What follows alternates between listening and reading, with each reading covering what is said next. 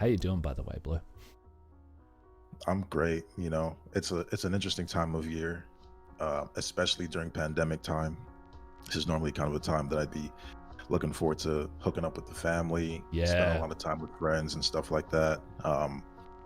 And with all this stuff going on, I've kind of had to everyone has kind of had to adjust plans and whatnot. So it's been interesting. It's been an adjustment, but I'm good. I'm good. How Yeah. about yourself? I'm very similar. Very similar. Like, there's been a lot of, and I think a lot of us are probably like that. There's a lot of things that went differently to how I expected this year. Even doing this, for example, and a lot of plans that didn't come to fruition. A lot of things that had to sort of change over the year. I'm still not sure how I'm going to look back on 2020. I have a theory though. Here's my theory. Hear me out.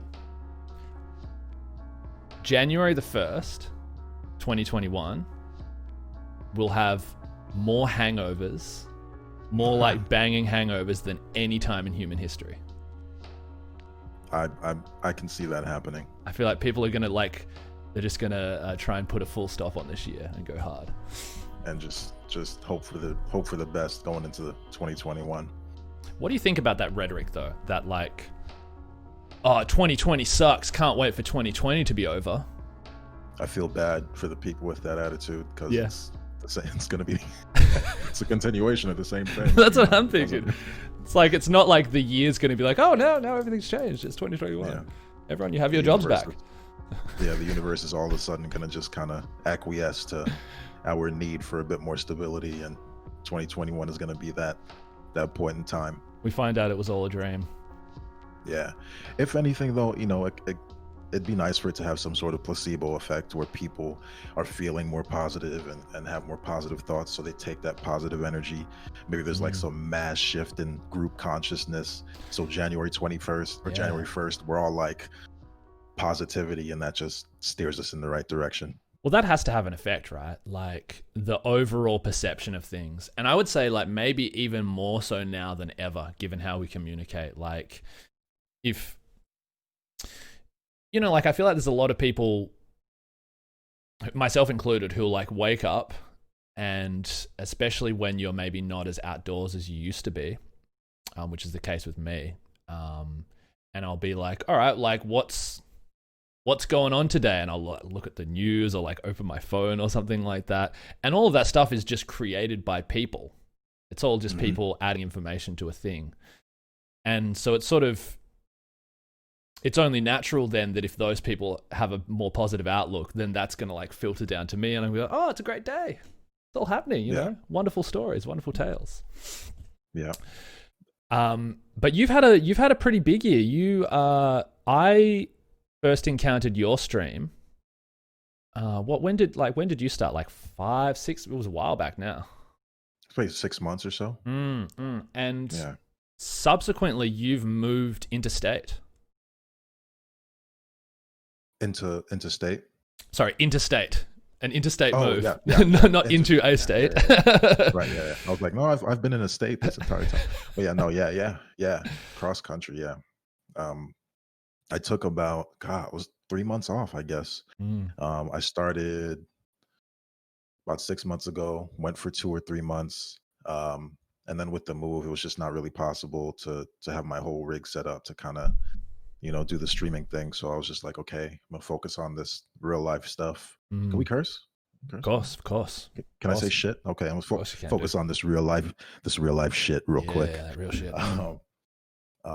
And yeah, I wanted to have a space. Now I'm not in front of my kitchen anymore. I have my own little room where I can do my thing. And I got to say, the setup looks great. It really having that sort of bare, and I mean that in the best way possible, that bare wall, it pops. It looks really good, dude.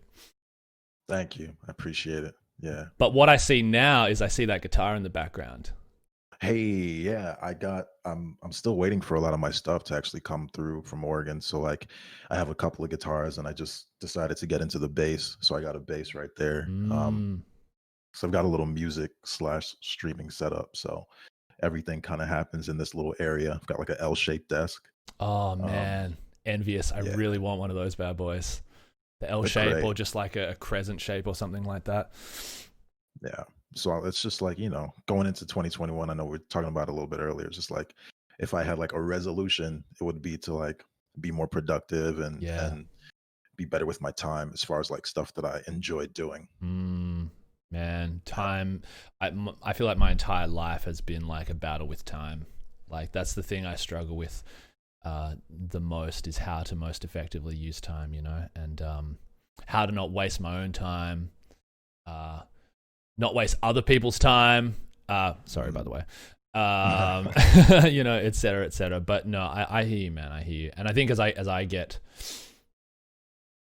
get older, time, and like I'm not like 70 or whatever, but time becomes a more limited resource every day. The idea Mhm. that at some point I'm gonna fucking just die, and hopefully not for a few decades at least, but Right. but who knows? Um, so it's interesting.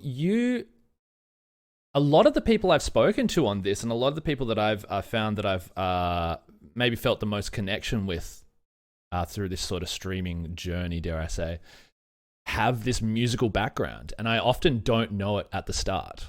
Like Mm. like Cranberry Pudding and Audax Smoke, people who I hang out with quite a lot, also have this musical background that they kind of came into streaming with. Is that something? Do you have a long history with music?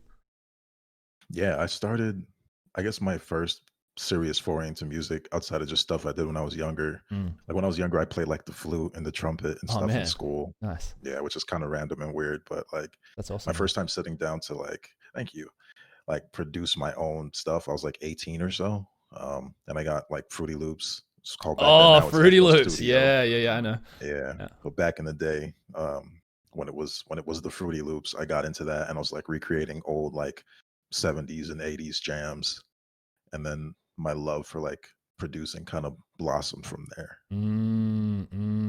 What kind of musical Yeah. influences do you have? Ooh, That's a deep question. I know. um, There's probably a yeah, lot of that's a. answers. I love that question though. Wow. Okay, so Vivaldi's probably my favorite composer. mm, I'm not like a connoisseur of like classical music, but from what I've listened to, I would say that Vivaldi's like in my top. I mm, love the arrangements. I love the way that I guess just his air seems to work. Um, Lupe Fiasco on the mm, lyrical side, mm, Andre mm, 3000, and mm. Outcast, Big Boy, Man, who Andre never 3000. gets enough shine. Yeah, Yeah, Andre man. and Big Boy are like, Sometimes I think I've had this conversation before. Like, I don't know if it's that people forget or it's just because those two became so popular, but they're both fantastic lyricists. Like, they're both mhm, S tier yeah, in their own right. Like Big Boy, just like a bar for bar guy, and Andre 3000 as a like almost like a visionary of some kind. he gets real esoteric. Yeah, I think yeah. that's where the disconnect. He has like a general mystique about him too. I think just because he's less, like he's never released the album type thing, and Mm, people tend to gravitate and add an aura to anything they see less of or hear less from. right. He's probably got like hundreds of tracks that he's like Prince that he's just like never released that weren't Yeah, exactly the way he wanted them. Or yeah, man, that's crazy. yeah. Some of my favorite albums are from the '90s, are like ATLians, and there was the other. There's not their debut. What was the other one? ATLians, and there's another one with kind of that same comic book style cover. Ah, shit. Um, Aquemini. Aquemini, yeah, Aquemini. And those two Aquemini. albums are like I probably come back to them every couple of years, and I just listen pretty much only to that for like a week or so. It's great. Yeah, I have those phases as well, Mm. for sure. I like prog rock and like alternative rock too. Like, there's this band that I'm in love with that like no one's ever heard of called the Deer Hunter. Right, I'm writing Their this down. frontman's name is, yeah, Casey Crescenzo is the front man and the brains behind that. And they have like this. I love it when people get really, really just creative with the music. Mm. Like he has this whole story and these acts that he's kind of worked out. throughout like 5 or 6 albums now. That's a story about some guy who's looking for his dad. It's Mm. just crazy shit, and the music is all fantastic. It's got like this baroque quality to it. Mm. Um, this band, I think they're like your stomping grounds, King Gizzard and the Lizard Wizard. Yeah, I'm pretty I don't sure know they're if you've from heard of Melbourne, them. actually. Melbourne, yeah, Yeah, yeah, I think they're from around here. they're exceptional. The Mars Volta is Mars another Volta are like, great too. Yeah. yeah. So my musical tastes are like, I'm a Johnny Cash fan. Like Oh, my who musical isn't? tastes How are can you wild. not be? Johnny Cash, That's man. true. What a Yeah, it's guy. like, yeah. I tend to be, and then like the basics like Jimi Hendrix, Kurt Cobain, and Nirvana. Um, yeah, Red Hot Chili Peppers. Mm. Definitely had fam. I'm not gonna lie to you. I had a crazy Coldplay phase. I had the Mm. craziest Coldplay phase in college. Which kind of Coldplay era are we talking here? I'm not I'm not a savant on Coldplay, but I'm aware of eras kind Pre of. like Viva La Vida and pre like X and Y, Mm. Parachutes, like all that shit. I loved it. I really Yeah. liked Parachutes. That was I think I was probably like 15 or something when Parachutes came out. And so it's like melancholy was very, it was like my version of emo at the time. Exactly. Yeah, I was a well sad boy. Yeah. Both of those were sad boy music. Yeah. And then like Radiohead, Johnny Greenwood, Tom, EOB, they're all like those cats are brilliant. Yeah. Their Yeah. drummer has like the tightest pocket in all of rock music. He's just so on point. Mm. Yeah. Talking about Radiohead, I've been listening lately to do you know the 80s band Talk Talk?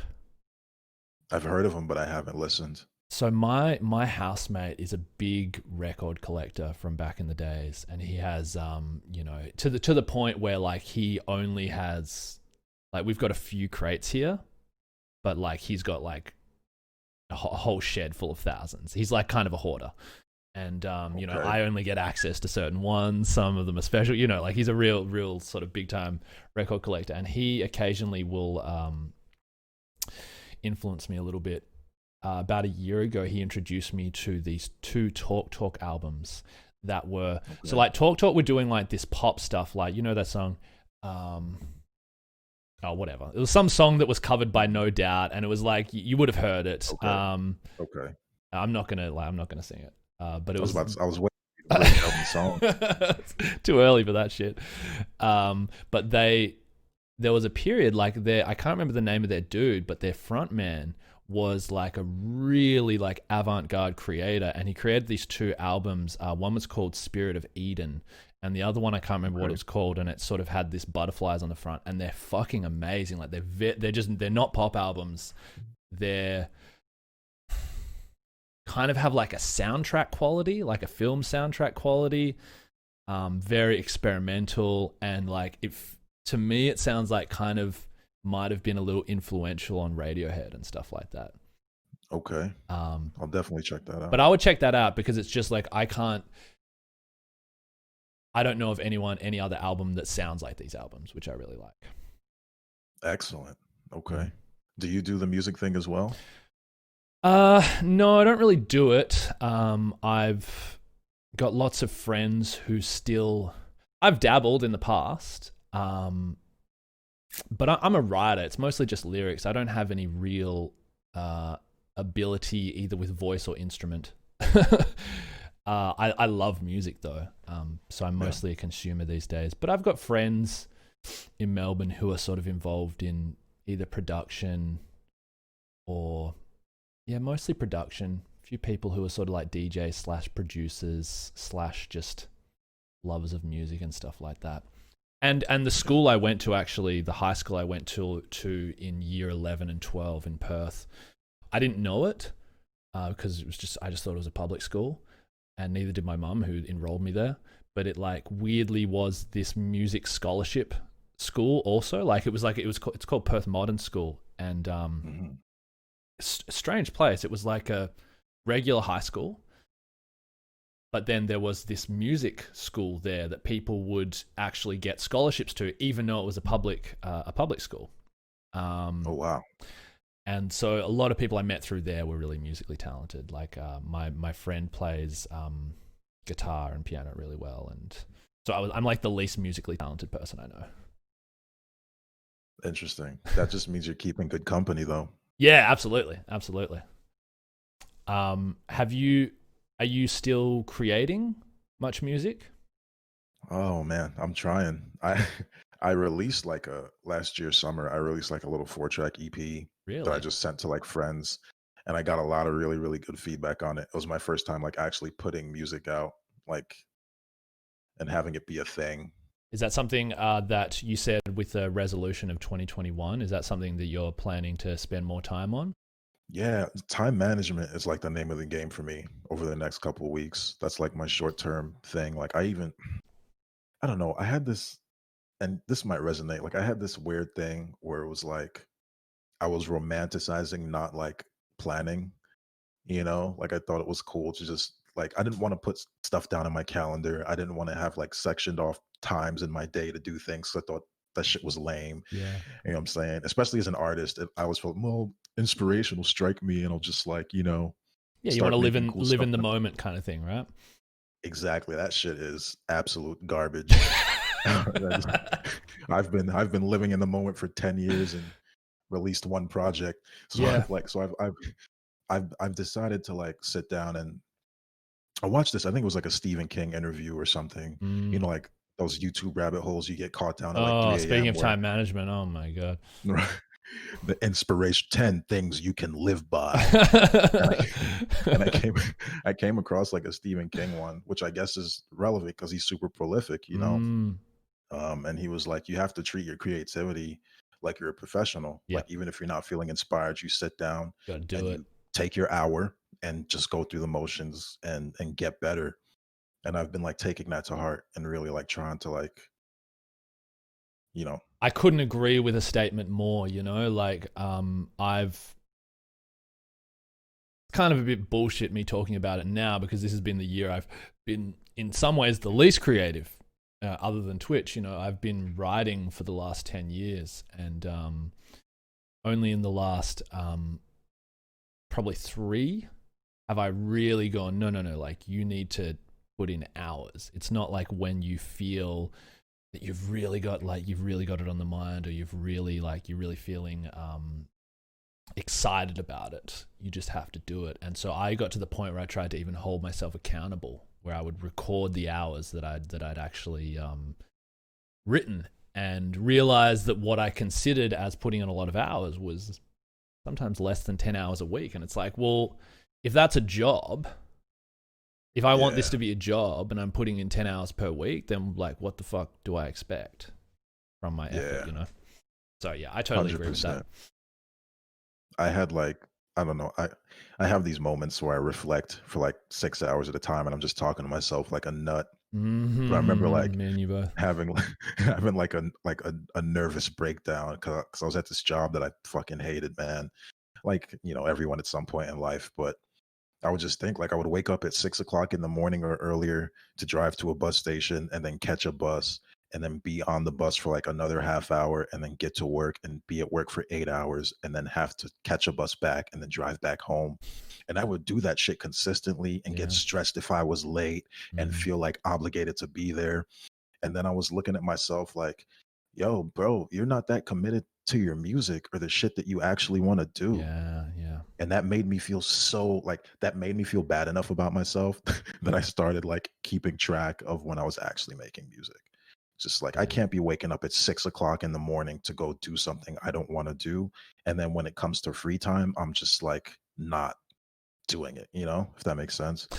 And that's a good realization to come to. And, I think it's one that all people who consider themselves artists of some kind or want to consider themselves artists of some kind, or not even artists, but people who want to make something of themselves that doesn't involve you get paid by the hour.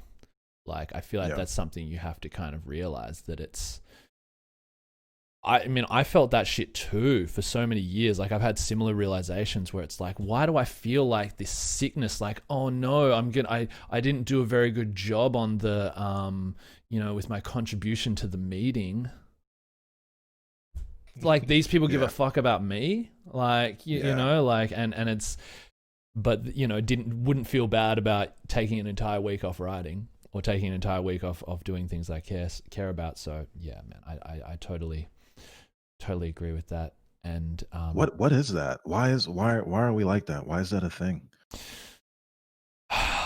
That's a really good question. If I were to guess, I would say that it's a fear of freedom. Like if I was to take like a kind of layman's Sartrean outlook of it, I'd say that people don't want to actually be free, because when you're free, it's on you. Like, you're responsible for everything, and you only have yourself. Then you have to look at yourself. Whereas accountability. Yeah. And so if it's much easier to just have someone say, well, you got to be here at this time, you got to like go to this meeting, this is the way you got to dress. It's kind of like that relinquishing of freedom. I think people want it a lot of the time, or it's like easier in a way. I don't know. What do you think?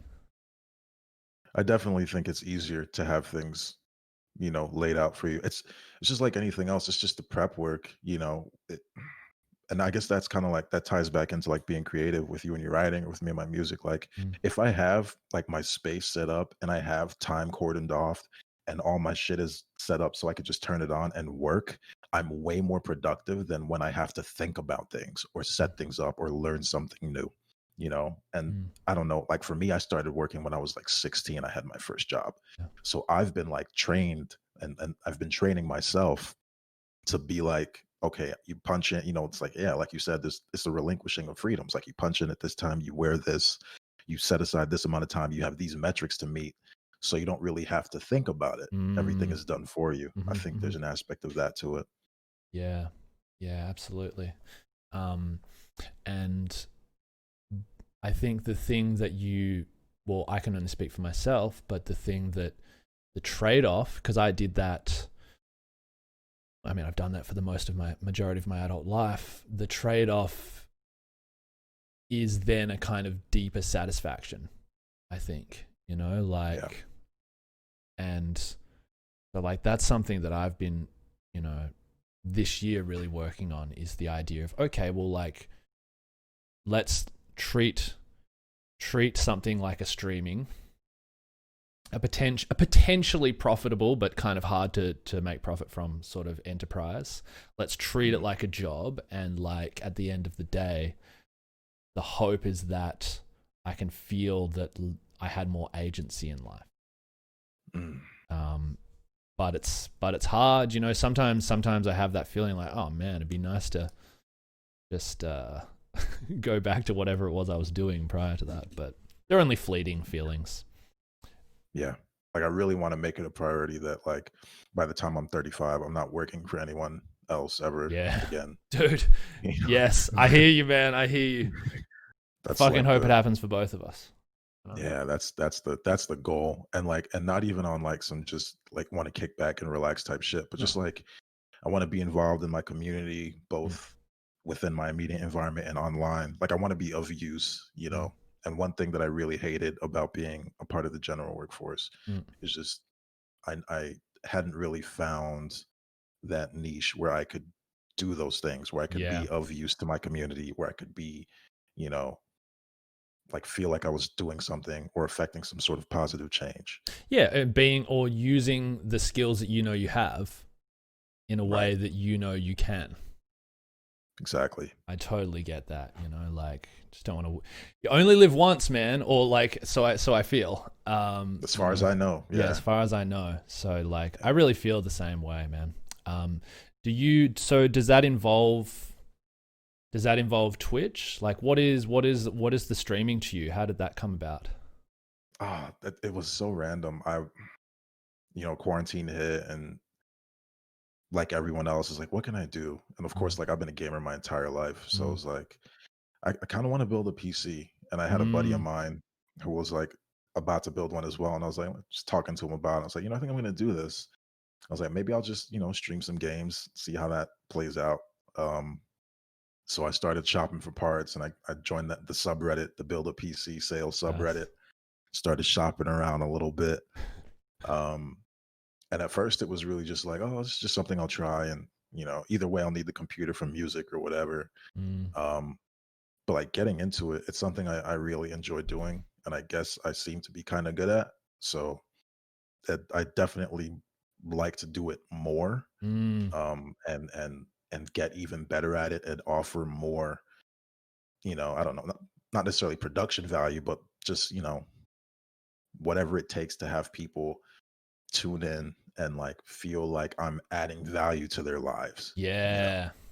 I'm so glad you brought that up. Adding value to people's lives, like I sometimes you mentioned earlier that you have kind of crazy conversations with yourself. And I bring that up because so do I, fun fact. And in some of those with myself, I sort of project myself into this future where like, well, what if I got what I wanted? What if I was able to sustain myself off streaming?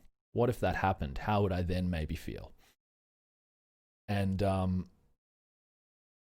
because once you've got money sorted from something, it's like when I got my last teaching gig, it was the best paid gig I'd ever had. And so for a little while I was like, wow, I can afford to go on a holiday every year. I can afford to, I'm not like rich, but I can, if I want to buy a pair of shoes, maybe I can, like, and it was the first time in my life where I didn't really have to like worry about bills or anything like that. And so that felt good. And for a time I was like, wow. But then after the luster of that wears off, like 6 months in, then you start thinking like, well, is this what I want to be doing? Like, am I valued? Am I making the world a better place at all? And ultimately when I, like a lot of teachers there would, because they all kind of had this conversation. I think human beings often have this sort of conversation with themselves wherever they are. And ultimately a lot of teachers would say, well, yeah, I had that one student and they really valued it, and I feel like I made a positive thing on their life. And I just sort of would do this calculation. I'm like, yeah, there's the one, but there's the 19 who think I'm an asshole and don't want to be here. And it's like, I don't know.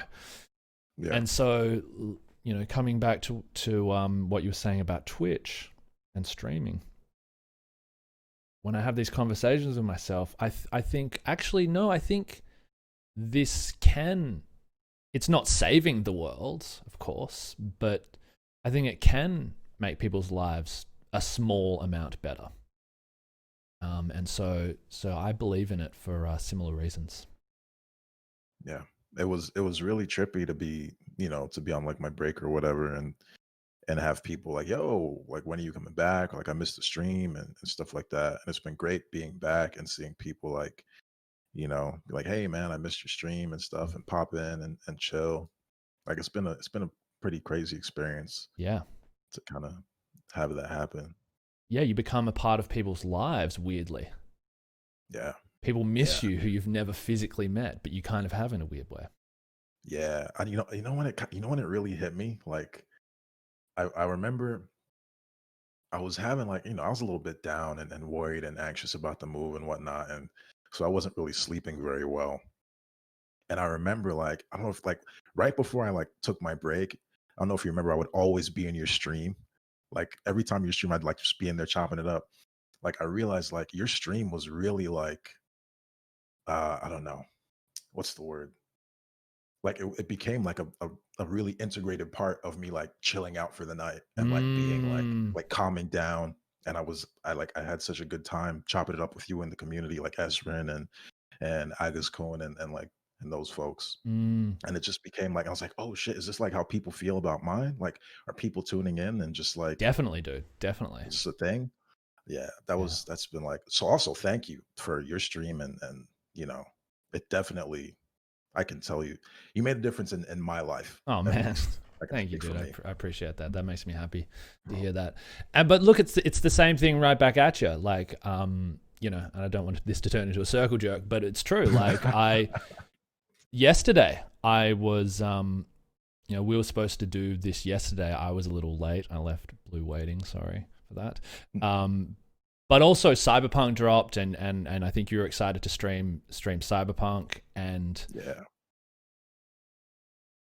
So like I was like, well, what do I want to do with my time now? I'm like, well, I'm just gonna watch his stream. This is great. And like it's weird because it's like, okay, like I'm sitting here. If someone were to come by and be like, what's that guy doing? Like if someone were to just walk through for 1 second into my room and answer what I was doing, they'd say, well, he's sitting alone, looking at a screen, watching something, typing, looking for something. I don't know. But it doesn't necessarily feel like that for me when I'm watching Twitch, especially if it's someone that I have some form of relationship with. And it feels like hanging out. Yeah. Crazy. I guess we're in a time now where that feeling of hanging out is even more like, that's like gold, that feeling of kinship or camaraderie, Yeah. because people aren't actually physically being able to be near each other. Yes. So maybe that's also a part of it as well. Do you think that, because I totally agree with that, do you think that this is something that is going to remain at this level? Do you think if things change globally in the next year or however long, do you think it will decline, or do you see it as being here kind of for good?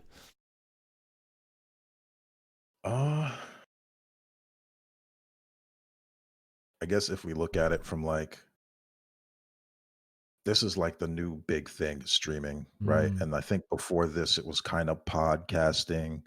And then before that, it was like YouTube videos and creating content on YouTube. Before that, it was mostly like social media type stuff, like the Facebook type thing. I think Facebook stuff predates YouTube a little bit. Yeah. And it was but like there's always MySpace or that something. MySpace with the top 8, and just like, so like the curation of content and the exposure to other people in an online space has just been ramping up. Yeah. And all of those other things are still things, and they're even bigger now. So I would assume, based upon like all that stuff, streaming is just gonna grow and become an even bigger monster once people, the powers that be haven't even figured out the way to properly monetize this yet. You know what I mean? Which is why like Mixer had to shut down. Yeah. So I think this is, not only is this gonna grow, I think it's still in its infancy, as crazy as it is now. I think that, you have the mega stars like Doc and Ninja and Shroud and stuff like that. I think there are gonna be more of that, and I think it's gonna be people even better at it. I think that it's gonna like catapult. And as soon as like intelligent, like the economists, the money people figure out how to make a lot more money on it, it's just gonna blow up. And yeah, that's a really good point. It is still the kind of the gold rush in a way. And a lot of those people, and I think I guess I don't necessarily know this, but what I imagine about the ninjas and whatnot is a lot of those established people, they're obviously good at what they do. I'm not going to take that away from them. But a lot of it would have had to do with the fact that they got in on the ground floor as well. And so I feel like to break through now, when there's 1 million+ streamers, you got to be good. Like, you got to be doing something pretty damn. And so yeah, that is kind of exciting, like seeing where it will go from here. It's also terrifying. It means I have to lift my game even more. God damn it.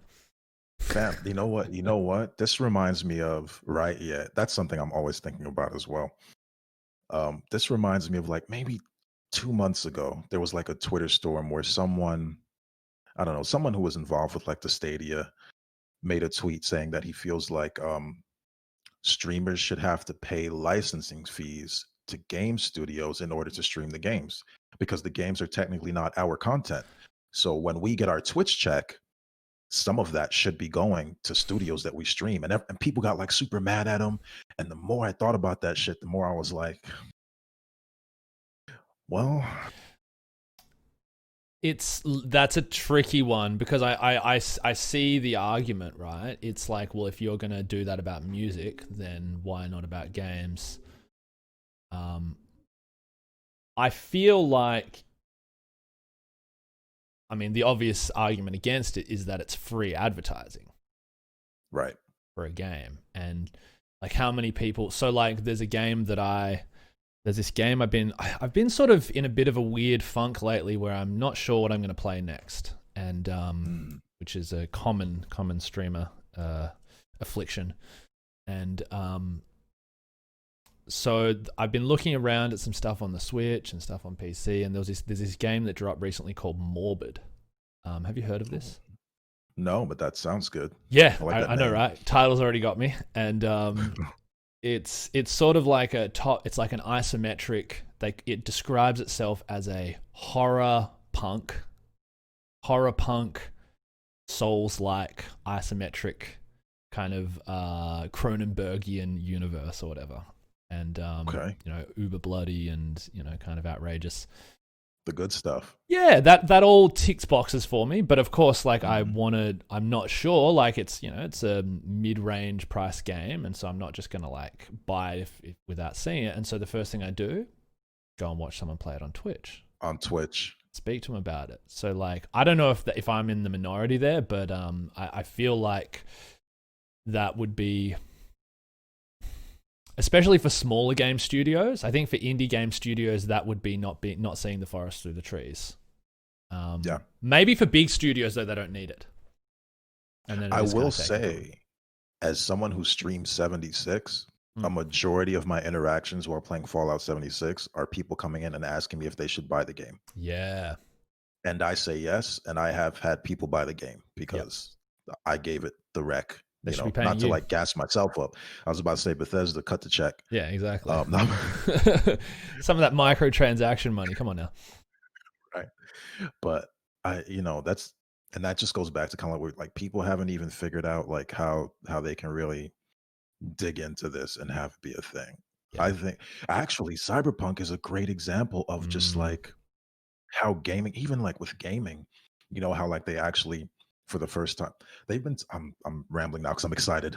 But like the gaming industry has been talking about how like used game sales and I don't know, just like the act of buying a physical copy of a game is not necessarily great for the gaming business because the studios and the companies don't see that money on the rebound. When like a secondary market.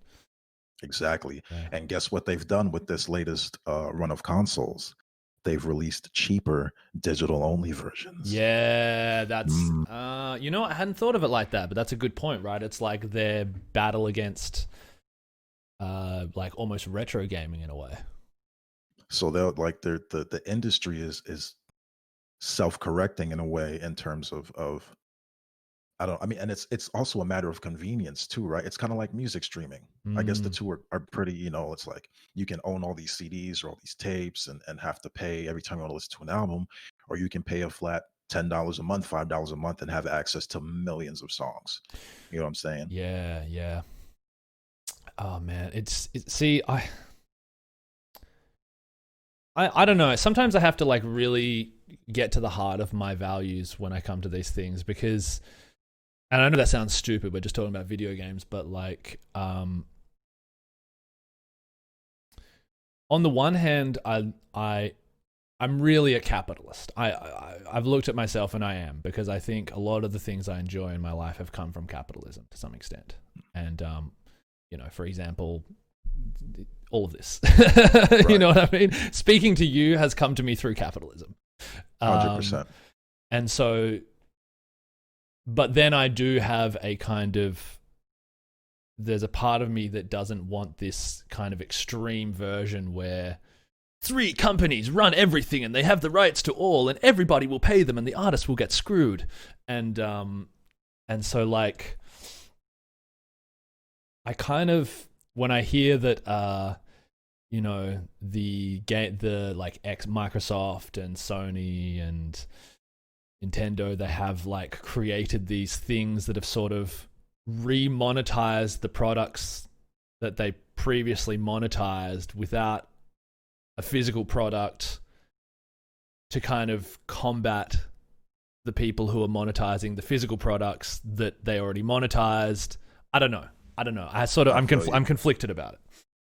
Yeah, once they found out people will pay $5 for a character skin, my God, that really blew the whole shit wide open, huh? And that's the thing, like, we're still when it comes to like the internet and all the things that all the content we consume and all that shit, like Mm. we still haven't moved past like, oh, you can make money off the ad revenue. You know what I'm Mm. saying? Like the microtransaction thing was huge, but I think people don't even understand how huge it was because that's a thing that company like, okay, we don't even have to just rely on ad revenue anymore. We don't have to rely on the upfront cost of games anymore. Like this Mm. is a thing like we can actually continue to generate income. Yo, and this might be dating us. It's funny because we're like an older generation of gamer. Do you remember when you would buy a game and the fucking game, that was the game? You didn't have to pay $30 a year for a season pass. You didn't have to pay for DLC. The game you got was the game you got. And then they would make whatever, whatever two and whatever, Yes. whatever three, Yes. you know? And now Yes. it's like we've all kind of been like, oh, it's natural now. Well, there's going to be a $30 DLC Yeah. and then another $30 Fuck. DLC. And then in 2 years, they'll come out with the Game of the Year edition. And that'll Uh, be the same price as the original game, but it'll include the DLCs and come with some skins. But yeah. then you can buy some more skins. You know, it's like, Yeah. and I'm not mad at that. I like it's just interesting to see how that's become so commonplace that we don't think twice about it anymore. I still You do. know? I think because I'm now probably thinking about it less than I would a year ago, but I kind of I won't say stepped out of gaming. It's not like I renounced gaming, but I really didn't game as hard for kind of my 20s. Same. And though I still would occasionally have something that I was playing, but but I wasn't like up to date, and so not being up to date, I didn't really see that as much. It came to me actually. I'll show you the game that sort of made me painfully aware of it. I bet it's an EA title. So I bought my Switch about a year and a half ago, and the reason I bought the Switch was because I really, really wanted to play this game. Oh, it's okay. I was like, I when you were off camera, I was like, I bet it's an EA title, but Nintendo's damn near just as bad, so that makes yeah. sense. But continue. So I'm like, look at this. I'm gonna get Super Mario Maker 2. I'm gonna make the levels. I got an internet connection. I got a Switch. I put down all this money. I can't wait to, play other people's levels and, get tilted at the fucking Kaizo style shit.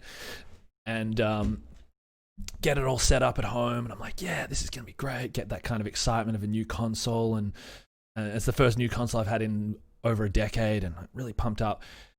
Okay, got the thing in, blah blah blah, and then it's like, oh yeah, you just need to subscribe to the Nintendo Store now or Nintendo Online. I'm like, but in the console, I need to buy something else now, and I just something about that, and it was only like $11 or something like that a month, or every 3 months, but it just like that was that first experience of, oh, I don't have it yet. It's not finished. And that's that really ages me and ages us as gamers. But I like okay, it's not like you go and buy a house. Not that I've bought any houses in my life, but it's not like you buy a house and then, well, actually that happens when you buy a house. I think you have to pay rates. That's actually a terrible metaphor. But like, it's not like you buy, let's say, lunch, and then you have to like also pay for the air conditioning in the restaurant or something like that. It's just like and that's the thing with capitalism, right? Is there's always somebody in a company whose job is to find ways to make more money out of the thing already. Which is fine until they take it too far. Yeah. Like that whole shit that happened with EA when they came under fire. It was like a Star Wars game when they came under fire for like microtransactions. And that's like my problem with capitalism in general. I feel like capitalism's main and probably only weakness is human nature and how nasty and greedy people can be. I think because there's no system of checks and balances that you can create for anything that's going to account for people trying to find a way around it. No way. People trying to find a way to be greedy and you know what I'm saying? So it's like all you got to like, you remember, I don't know, like, have you ever owned a PlayStation or an Xbox? You remember that console war back in the day? Yeah. It used to be like the craziest Sony selling point that PSN was free and Xbox Live was $60 a year. Right. That Yeah, used yeah. to be the like, yo, I'm just gonna get a PlayStation. They're not finna charge me $60. Now they both cost $60 a year. But wait, but now there's like the EA Play was a thing, and then like the Microsoft Game Pass is a thing, and then Microsoft bought EA, so now Microsoft Game Pass contains EA games now. Wait, So rather Microsoft than bought pay for your EA? games, well, no, they didn't buy EA. They bought like so Microsoft has like a subscription service where you don't even have to buy the games anymore. It's kind of like streaming music. Yeah. You pay a monthly fee and then you do that. But it was only for I guess like Microsoft games and their subsidiaries. But Mm. then EA had one as well for EA games like the Mass Effects and all that kind of stuff. And then Microsoft, I think, bought the EA Play. Mm. So now it's like even moving more like further into the digital thing where you don't even have to buy the copies of the games digitally. You just Mm. pay this monthly fee, this $10 a month, and you have access to the whole library. I heard about this. Yeah, that's on the new Xbox, right? Yeah. I don't know. I like to have things, and I think I imagine the argument is like, well, what does it matter if you play the game? That you pay for the experience of playing the game. But still, I don't know. Like, I feel like those services could always just like go offline, and then it's like, what do I have to show for it? Yeah. I don't know. Have you bought any of the new consoles, either of the new consoles, or are you planning to? I will eventually get a PS5. I wouldn't get an Xbox because anything I want to play on the Xbox will come out on PC. Yeah. Normally I'll get an Xbox for Gears, Halo, some sort of exclusive, but Gears, Halo, and all that stuff is on PC. I didn't just build myself this $800 rig to buy an Xbox. You know what I mean? But Sony, like their exclusives will take some time to get to PC. So like I want to play the new God of War. I want to play Horizon Zero Dawn. Sony's been slaying them with the exclusives. They've been killing Microsoft. So it'll be interesting to see how this next 10-year cycle or whatever of consoles goes. Yeah. They kind of catch up. I just see Sony as it's always. I just bought into the branding a little bit more of Sony. Yeah. But I think I'm a Nintendo boy. I think I'm actually a Nintendo boy if I have to really. I'm none of these things. I'm just a person. But like, if I had to only go one console, if I had to commit to one and only buy one brand's console for the rest of my life, which is a terrifying thought, I would probably snap call Nintendo just because. Well, I think Nintendo's always been about fun. 100%. You know what I mean? Fun and accessibility. Yeah, fun and accessibility. It's I guess the more casual machine. I'm a filthy casual, I guess. Same. Do you what was your first console? Sega Genesis. Oh, nice. Genesis kid. Sega Genesis. I remember I had the little NHL game. Blew my mind. So, whoa, there's the hockey players on. I knew nothing about the rules of the NHL, but I swear I wore that game out. It's weird. I've played NHL games as well, and that's like what wouldn't even crack the top 10 sports in Australia. And I've actually played the shit out of one of those NHL games. They're pretty fun. They're really fun. Yeah. What games were sort of a part of your kind of formative gaming years? Yeah. So the Genesis was my first system, but I was so young. I didn't really appreciate it for what it was. And then eventually it broke one day. Oh no. But like my first like sit down and really dig in and spend hours of my life on this shit was an N64. So I'm like a Nintendo guy as well. And like I had a copy of Kobe Bryant's Courtside, and then I had a copy of this game called Jet Force Gemini, which is fam. That game. Anyway, I'm gonna come back to that game, and then I had I'm writing it down so you don't. Right. And then I had Banjo Kazooie, and I had Zelda Ocarina of Time. Yep. Ocarina of Time is, I always say I have two favorite games. It's Morrowind and it's Ocarina of Time. Man. Well, I played one of those. Oh man, that game, right? That game was so key to like, man. Yeah, that game was instrumental in like my, I don't know, who I am today, which is weird and crazy to say. But thinking Mm, back on it, like a lot of the themes from that game, like with the Triforce and the power and wisdom and courage, and then like growing up, it's that typical like shonen anime type thing where people get really into anime because they relate to the characters and stuff, and you can yeah. see someone going from here to here, you know, like being Link and stuff was like, oh, for me as a kid.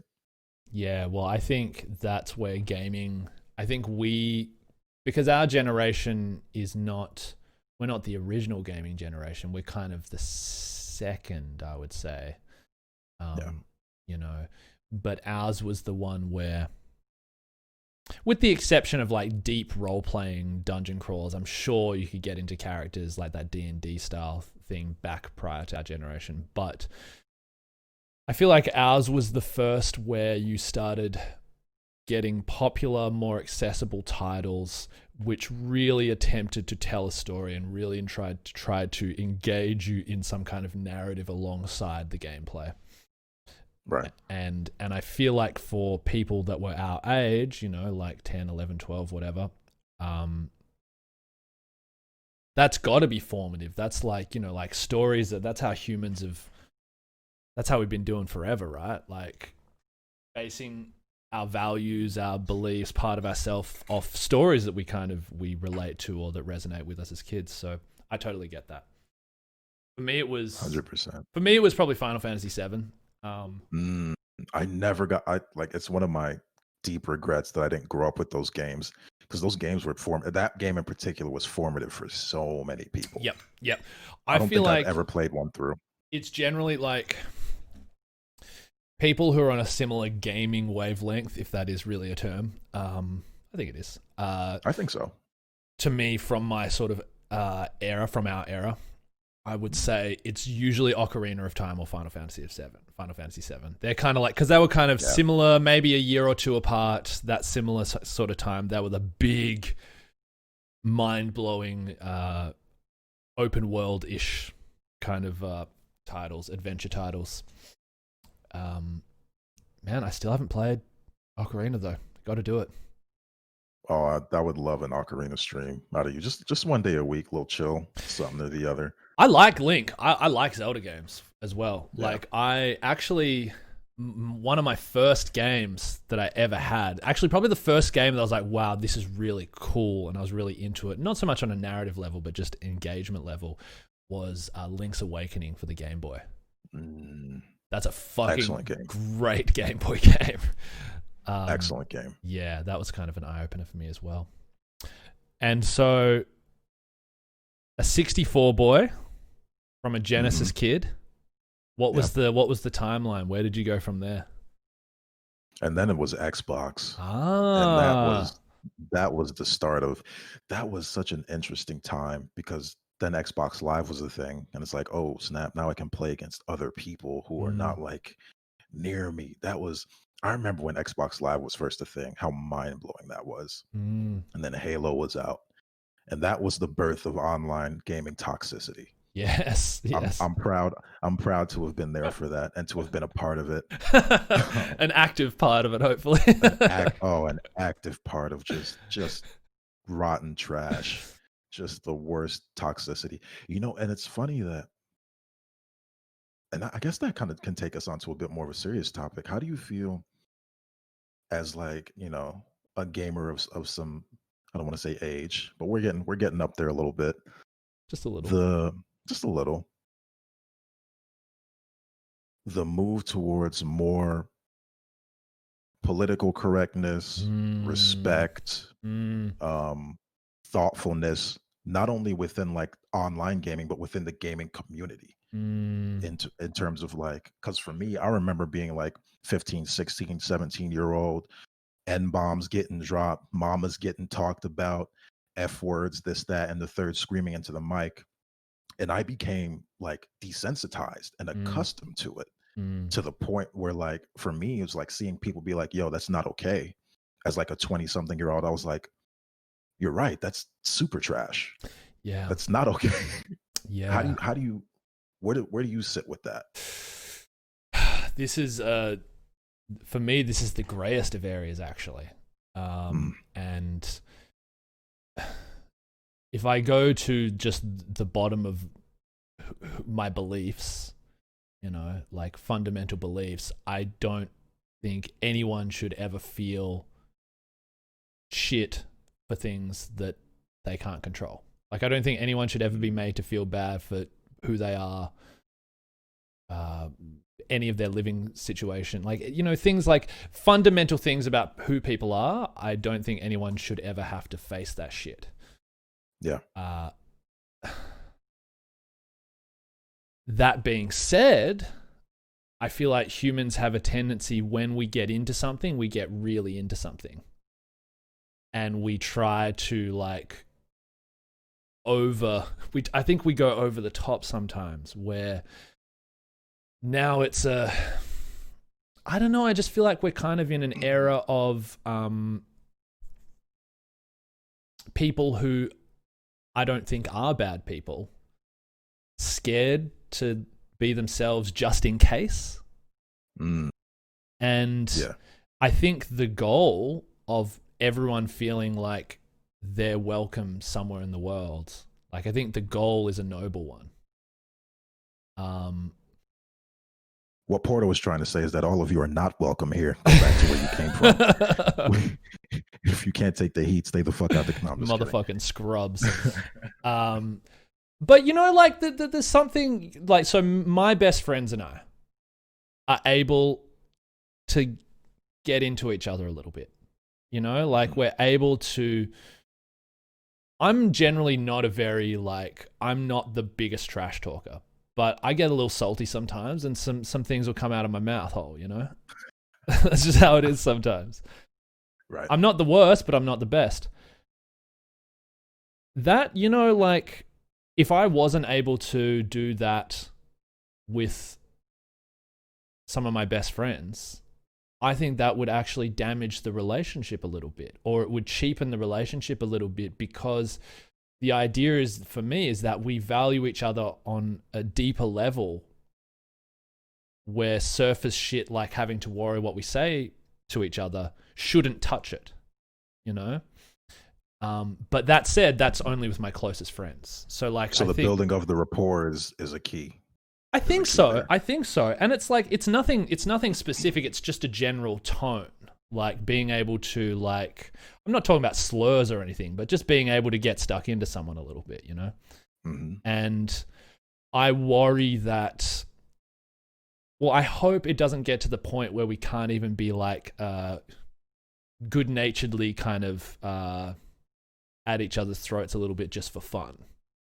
Right. Where we have to be very, very polite and formal at all times, and this and that. It's like when I was in China, one of the first words I learned was thank you. Thank you and sorry. You know? Toilet, thank you and sorry. And so naturally, you know, I wanted to always be respectful. I'm like, I obviously look different in this place. I'm not from there. They probably think I'm some rich Western asshole, so I should probably be like really nice to people. And so I would always be like, yes. And after a while, I kind of learnt that, like, that kind of people didn't like that very much in that culture, because they would say bukuchi, which means no polite. And at first I thought that was just the response, like, oh, thanks. But after a while I realized, like, no polite. Don't polite me, because like that politeness, that's what you say to a fucking waiter. I'm not serving you. Like, we're cool. You don't need to thank me, because this is what a friend would do for a friend. You don't need to be so polite. Got you. And I mean, like, I can't talk about the whole fucking country, but like, that's what I experienced with people there. And like, that resonates with me a little bit. Like, the closer I am to someone, the less I feel the need to worry about exactly how I'm communicating with them, as long as we have an understanding. And that's how I would expect them to feel about me as well. I don't know if that answers the question. That's my take. No, I think it does. It's like there's a buffer, there's a threshold, right? And the more you know someone and the more comfortable you are with each other, you know, there's like, you can dip. Yeah. You know, there's room for peaks and valleys. And I think when it comes to online gaming, you're essentially playing with strangers for the most part. Mm. And I guess I don't the I like to call it a pendulum swing. Mm. And I feel like the pendulum swing is evident in literally every aspect of the world right now when Yeah. it comes to any sort of professionalism, when it comes to like race, when it comes to gaming, when it comes to political correctness, when it comes to Mm. comedy. Mm. It's like, things have been so on one side of the fence and understandably seen as the wrong side of the fence Yep. for Yep. so long that it's like the self correction Yeah. is coming onto the other side. Mm. And the issue with that is that it's not balanced, but it wouldn't be natural for it to be balanced. You know what I'm saying? It can't be here for God knows how long and Mm. just slowly self-correct into perfection. It's Mm. gonna carry itself over Yep. into the other side and then swing back. And hopefully the idea is in a perfect world, it'll just, it's like a little baby, just kind of Slowly. settle down in the middle, and everything will be like just right. Um, yeah, I don't know if that makes sense. No, that makes a ton of sense to me, and I really hope you're right. Like that's my, well, it's not mine, but that is a positive projection of it that I sort of really hope is true. Like my thing, what I worry about though is that it's been on this wrong end for a while, too far up here on this wrong end, definitely. It was like stuck there. There's like blue tack on it or something like that. And now, but maybe it's just going to stick here now. Like, that's what I like. I just hope that it's, that eventually we get there. But I mean, if you look at how humans how far we've come in some ways, well, in a lot of ways, like how far we've come, it seems that we slowly get better. It seems that we slowly get better. Do you agree with that, or? I think that we get better as a collective and worse as individuals. Okay. I think, like often, and I recommended that world history book. Oh my god, dude! Best recommendation. And I guess I definitely want to talk about that a little bit too. But like, I'm so fascinated with like looking back and thinking about how these people who were alive 500,000, 2,000 years ago are still getting talked about today for like some of these great deeds or these thought processes that were like so ahead of their time. And it's like, you think about like someone like an Alexander the Great or someone like a Cleopatra or some of these ancient or like older queens and rulers of these countries that started like ruling entire spans of continents when they were 16 years old. Yeah. And I don't know. I've never met the 16-year-old that could do something like that today. I don't think I know a 26-year-old who could do it today. There's probably a couple on Earth, but Yeah, but it's like it's like, and obviously the fact that we still talk about those people and they're in recorded history means they were special, So that's a part of it too. But it's like something about technology and medicine and us living long, something about the better we've become, which I think is the better that you're talking about a little bit ties into it, has taken away from like the individualistic, like, I don't know like what the word, if it's like animalism or like something's off.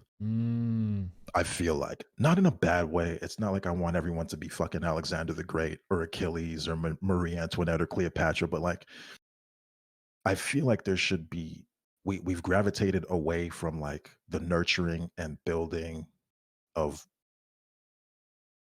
really like special individuals and kind of fallen into like what's best for the group.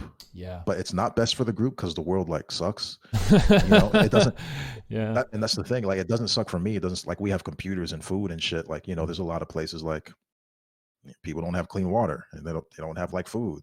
Yeah. Which group? They're malnourished. Which group? So There's a lot of groups, right? a lot of groups. Yeah. So it's weird. No, that's interesting. So I just want to think about that a little bit. So what you're kind of talking about, well, what I gather from it is kind of like greatness, right? Like there's not this fostering of greatness so much.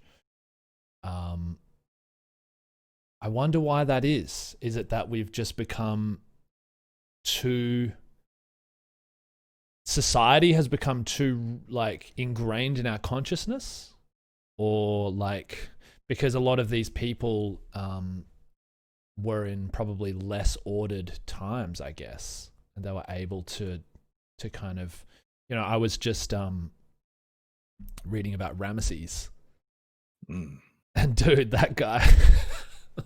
That's a good one. Man, I gotta say, like, that was the most amused I've been in about any historical figure. Like, it seems like he was just everything. Like, he ruled. He seemed to rule the art world, the design world.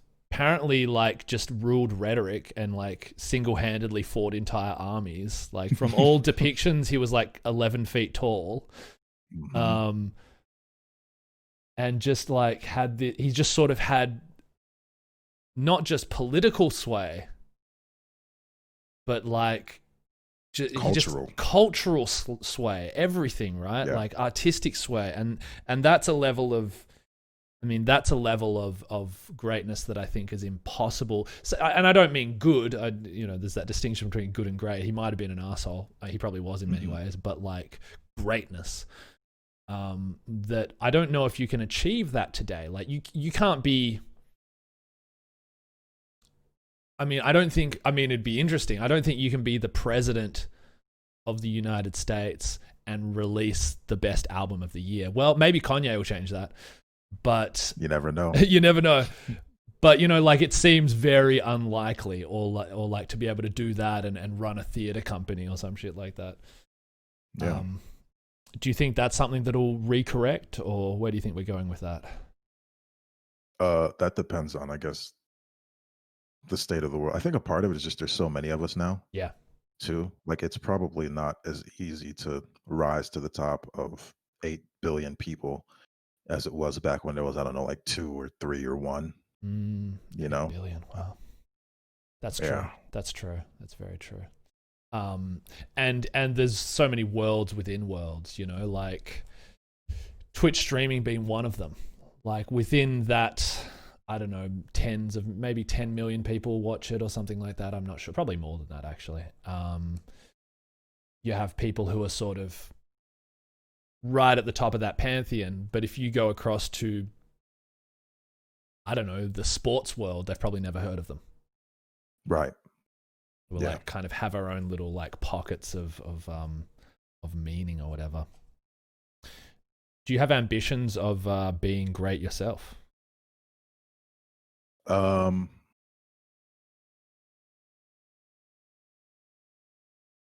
have ambitions of. Do I have ambitions? That's funny. If I hadn't brought up the whole Alexander the Great shit like 10 minutes ago, I would probably have a totally different answer for that question. But now that now that we've had that conversation, I do, but not great in the sense of world domination or power, but great in the sense of use. I want to be someone that like is I want to be the guy that's great because he makes the right there's a the story of Achilles and whatnot, how he was given like the choice. It was like, yo, you can go home and be like an old man, wife, kids, you know what I'm saying, die peacefully, happily, and no one will know who the fuck you are, or you can go get this Clio, so you can get this glory and go out in just a blaze and be remembered forever. Right. There's this guy, and I can never remember his name, and that shit pisses me off because it proves my point. But there's a guy who basically was kind of given the same sort of set of circumstances, right? Except he didn't have you're going to go out in a blaze of glory and be remembered forever. Yeah. And he like went and died anyway. Right. And he's mentioned in the Iliad for like a sentence as someone who goes out and takes a shot at the king and gets his head cut off and paraded around. Yeah. And he's just gone. Yeah. And it's like, there's so much value in that guy. Right. I don't necessarily. I do want to be great. I've never been able to reconcile whether it's as the Achilles character or as like that guy. You know what I mean? Yeah. I feel like that's almost out of your control. I think the only control that you have is to be one of those two. But like, Right. as for how that pans out, you know, like I think of that, you know, that immediately makes me think of the arts world and the sports world and all these uber competitive, pseudo individualistic kind of pursuits. You know, like for every like Gorgon or Gorguin. How do you pronounce that guy? Is it Gorgon or Gorguin? You know who I'm talking about, the French. Yeah. I don't know. You know who I'm talking about, though. For every one of those guys. I just needed to say a painter that wasn't Picasso, just to show that I know more than one painter. I've got issues. For every one of those, I mean, how many that lived with the same intensity, lived with the same drive and commitment that just got old and died poor and, you know, nobody remembered their shit and didn't, you know, who lived in that spirit, but for whatever reason didn't get there. You know who's a crazy example of that? The dude with the Starry Night painting. What's his name? Van Gogh. Van Gogh. Like, you die broke and like, you know, whatever. And now, like, after you're dead, you're considered one of the greatest artists of all time. Yeah. Like that's a story that happens often as well. Yeah. Like that's a thing, you know. And he was miserable. He was miserable though. That's the thing. He must have been miserable. Just in the time period too. Just like he didn't have like, you know, mental health resources he could like go, you know, take advantage of. It's like just I feel like I seen a Doctor Who clip recently where like the doctor goes and gets Vincent and like takes him to a modern museum that has an exhibition of his work, and like he asks like the museum curator what they think of Van Gogh, and they just start spouting off like the most flowery shit, and Vincent just starts crying. I swear to God, that shit made me cry. I was like, you know, like there's like beauty in that. Yeah. You know. Yeah. So that's my thing. Like, I don't know. I don't think I want to be great. I think I want to touch lives, and I think there's greatness in that, but it's not necessarily in the sense of glory. Yeah. Well, and yeah, it's an open word, right? Great. I think I don't think being remembered when you're dead matters because you're dead. That's just my take. I don't think it matters, you know. Yeah. It only matters to you when you're alive. But the pursuit of doing something great, like I guess my take on it is, why wouldn't you're alive, so why wouldn't you strive for something that's hard to achieve and strive for something that you believe in, that you think is correct or good for whatever reason. Like I definitely believe in that. You know what a great, like, maybe not follow-up question, but a question in the same vein is like, how much responsibility do you want? How much accountability do you want to have to hold yourself? Because it's easy to say that you like, no one rules the world anymore. It's like, yo, that's like, how much accountability can you handle? You know, at the beginning of this, we were talking about like having a rough time going to fucking work, you know, 9-to-5 jobs and like the loss of freedom there. But it's like, are you built for that? Man, that's a great question. That's a great question. And because I wouldn't be president. No, I could never do that. I could never do that. You couldn't give me the job. No way. You know, 'cause I'm just not built for that. I don't think I am somebody. I don't think I have managerial skills. In that I just don't. I'm not good at telling people what to do. I'm not somebody that can delegate and do this and that. And I think having like big positions of responsibility kind of involve that. I think I'm able to be a kind of by example type character, but I've never really sought power over others. I've only ever wanted enough power to have complete, or what seems to be complete, power over myself. And I feel like that's hard enough to achieve. And so whatever responsibility that entails, I guess, would just be probably the responsibility of being like an entrepreneur, like a digital entrepreneur or something like that. And that's been tricky for me, you know, trying to be self-motivated enough to be committed to something that is usually fun, but not always. And sometimes you don't feel like doing, and there's things like, you know, video editing. So for example, this conversation, this is going to be one of the high points of my week. I love chatting with interesting people on this, but you know, what's not is going to be the 10 hours of editing I do for it. And so that's a price you pay, right? Like I'm totally happy to have that responsibility because I value this so much. And I don't know if that's an answer to your question. I think enough to have what seems to be a degree of freedom for myself, and that's all I want. How about you? I think that's the answer. The greatness within self, freedom within self to do what I want to do, how I want to do it, and to help other people achieve that for themselves. I think is a vibe. I'm into that. So I don't know. We were speaking about this probably before I even press record. I can't remember. Maybe it was after I press record. Who knows? But you've moved to DC. Is this? You're not from DC. You're from New York originally, right? Correct. Yeah. So what prompted the DC move specifically? It's kind of it's an area of the country I've always been kind of interested in, but never like I had no experience with. It was on the East Coast, you know.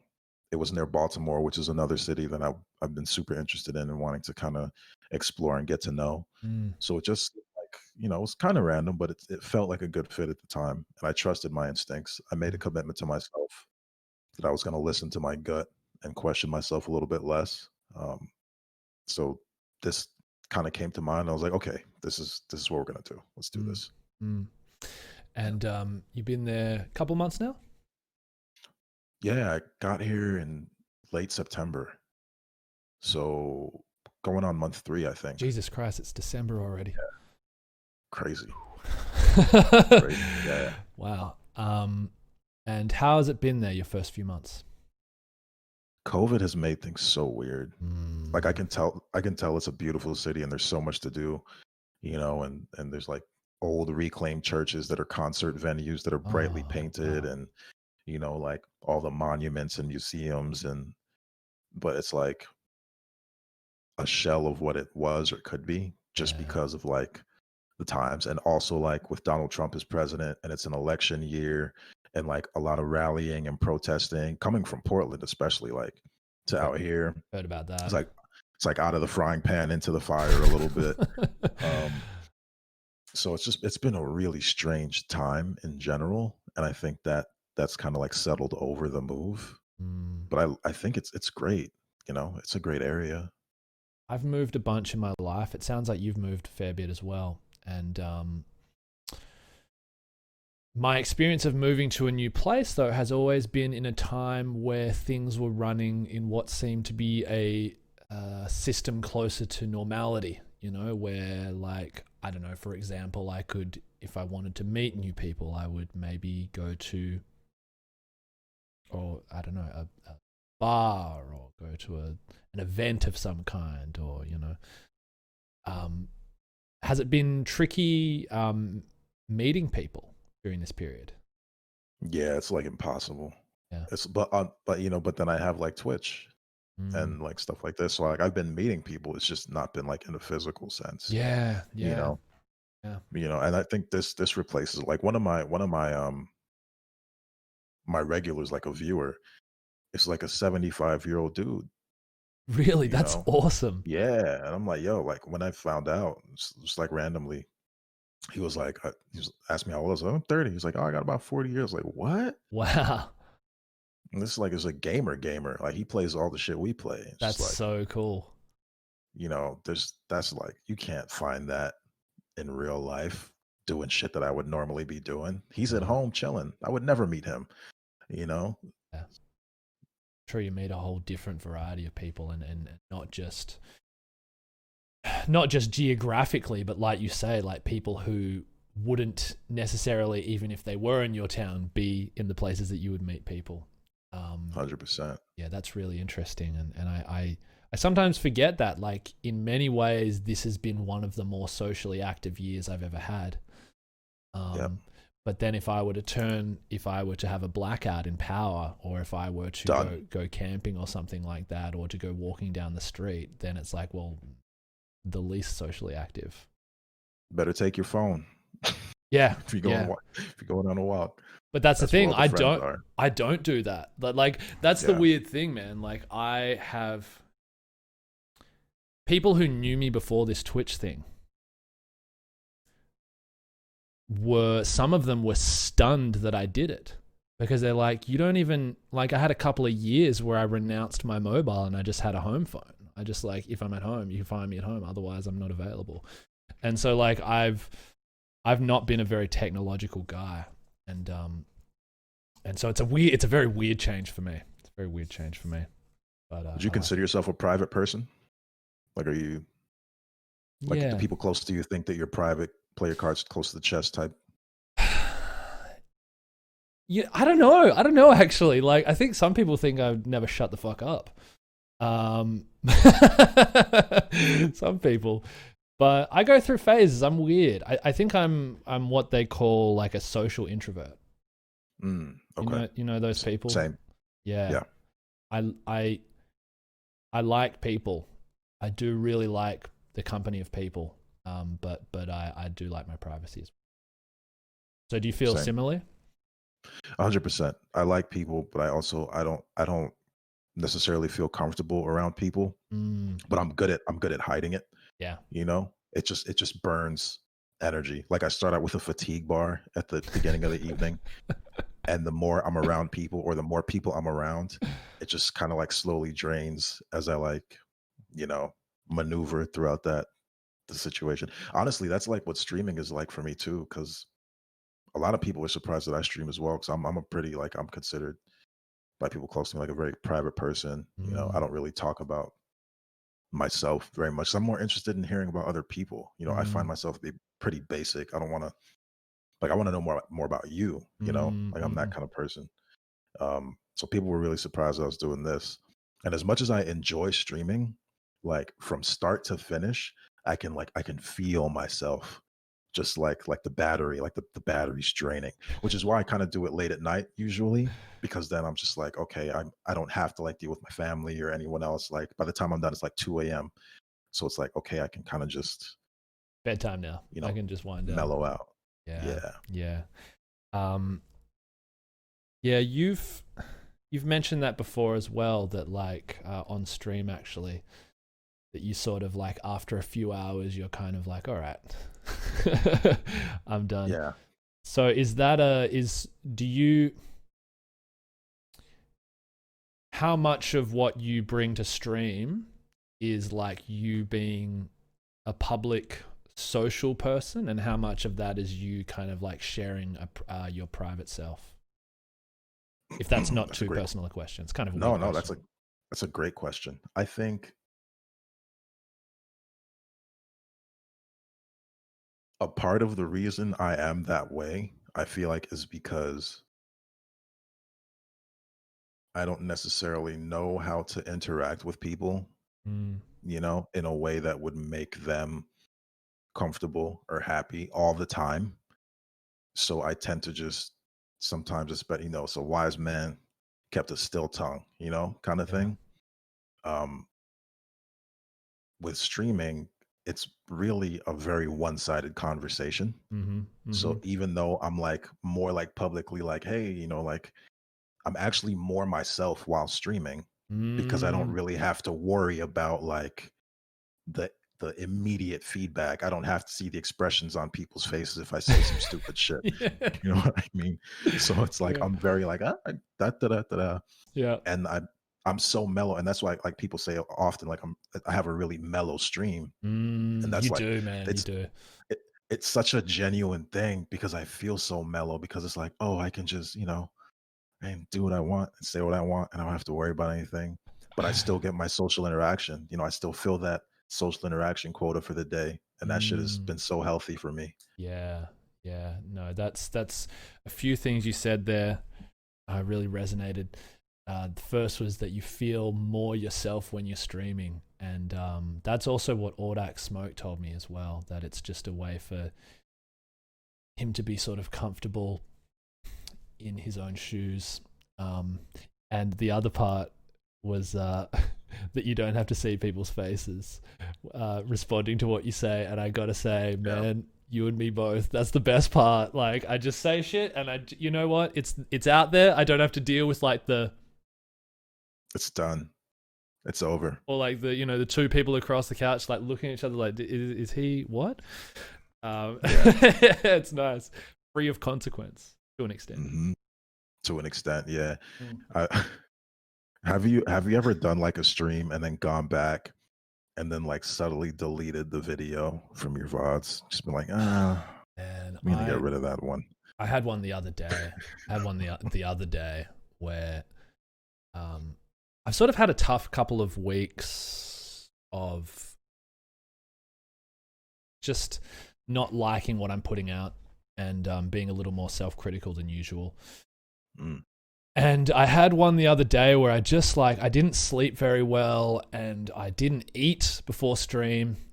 And I just decided I was just going to play Super Mario All-Stars. And I, played through Super Mario Bros. And then I'm like, all right, let's play the Lost Levels, the hard one. And I just started getting a little toxic. Like I started getting a little not great. And afterwards, I remember ending the stream and snapping at someone for something and someone in chat and then saying I'm sorry and then that I'm just angry. And then I had that feeling after stream oh, that wasn't great. Like I don't really like what I'm putting out there today. And the thought came across me, the thought came to mind to just delete it. But then I thought, you know what? I'm okay. I'm okay showing that side of myself if the sort of positive that comes from it is knowing that it's all sort of somewhat genuine, that it's actually me 100%. And that the ups and downs come with a sort of being a real human being. You're a person. They're tuning in to see you, and that'll be you sometimes. 100%. Do you delete VODs? I have. I've dropped like N bombs during a stream. Like I'm a Black American.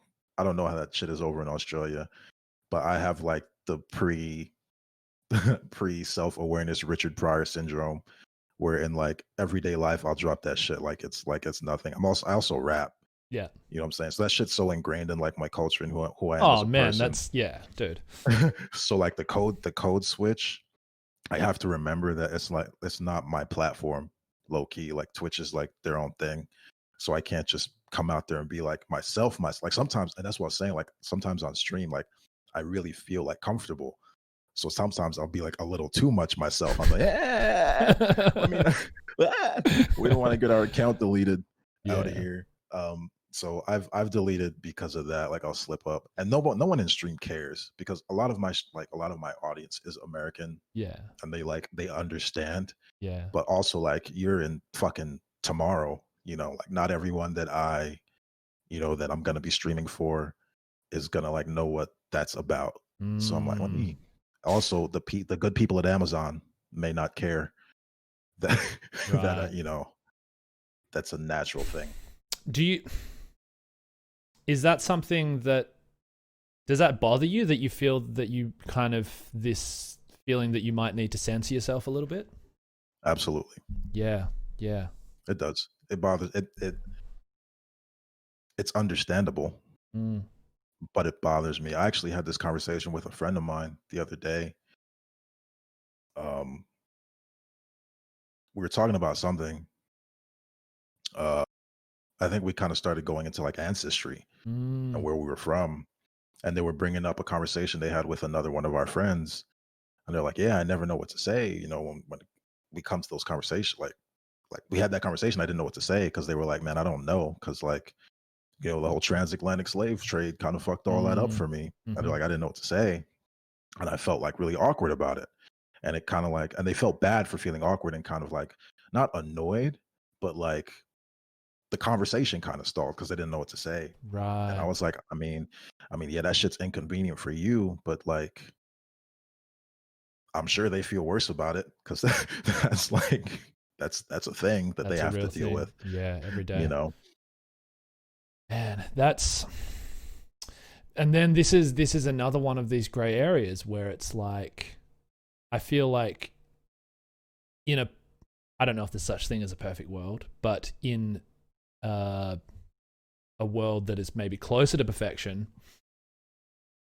people are able to express what's going on in here or in here without the fear of uh, either like ruining someone's day or making themselves seem like an asshole or making themselves seem inconsiderate. And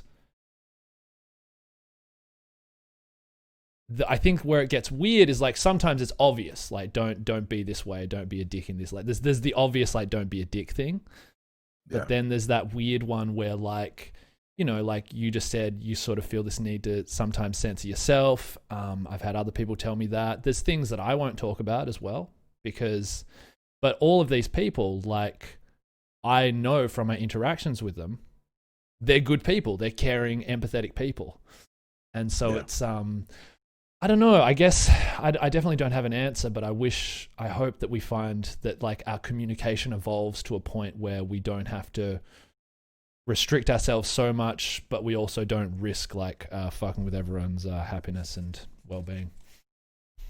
As the world gets smaller and people integrate more and more, and like I have like these kinds of conversations pretty often. Mm. Um, but it's like, everything is gonna be okay.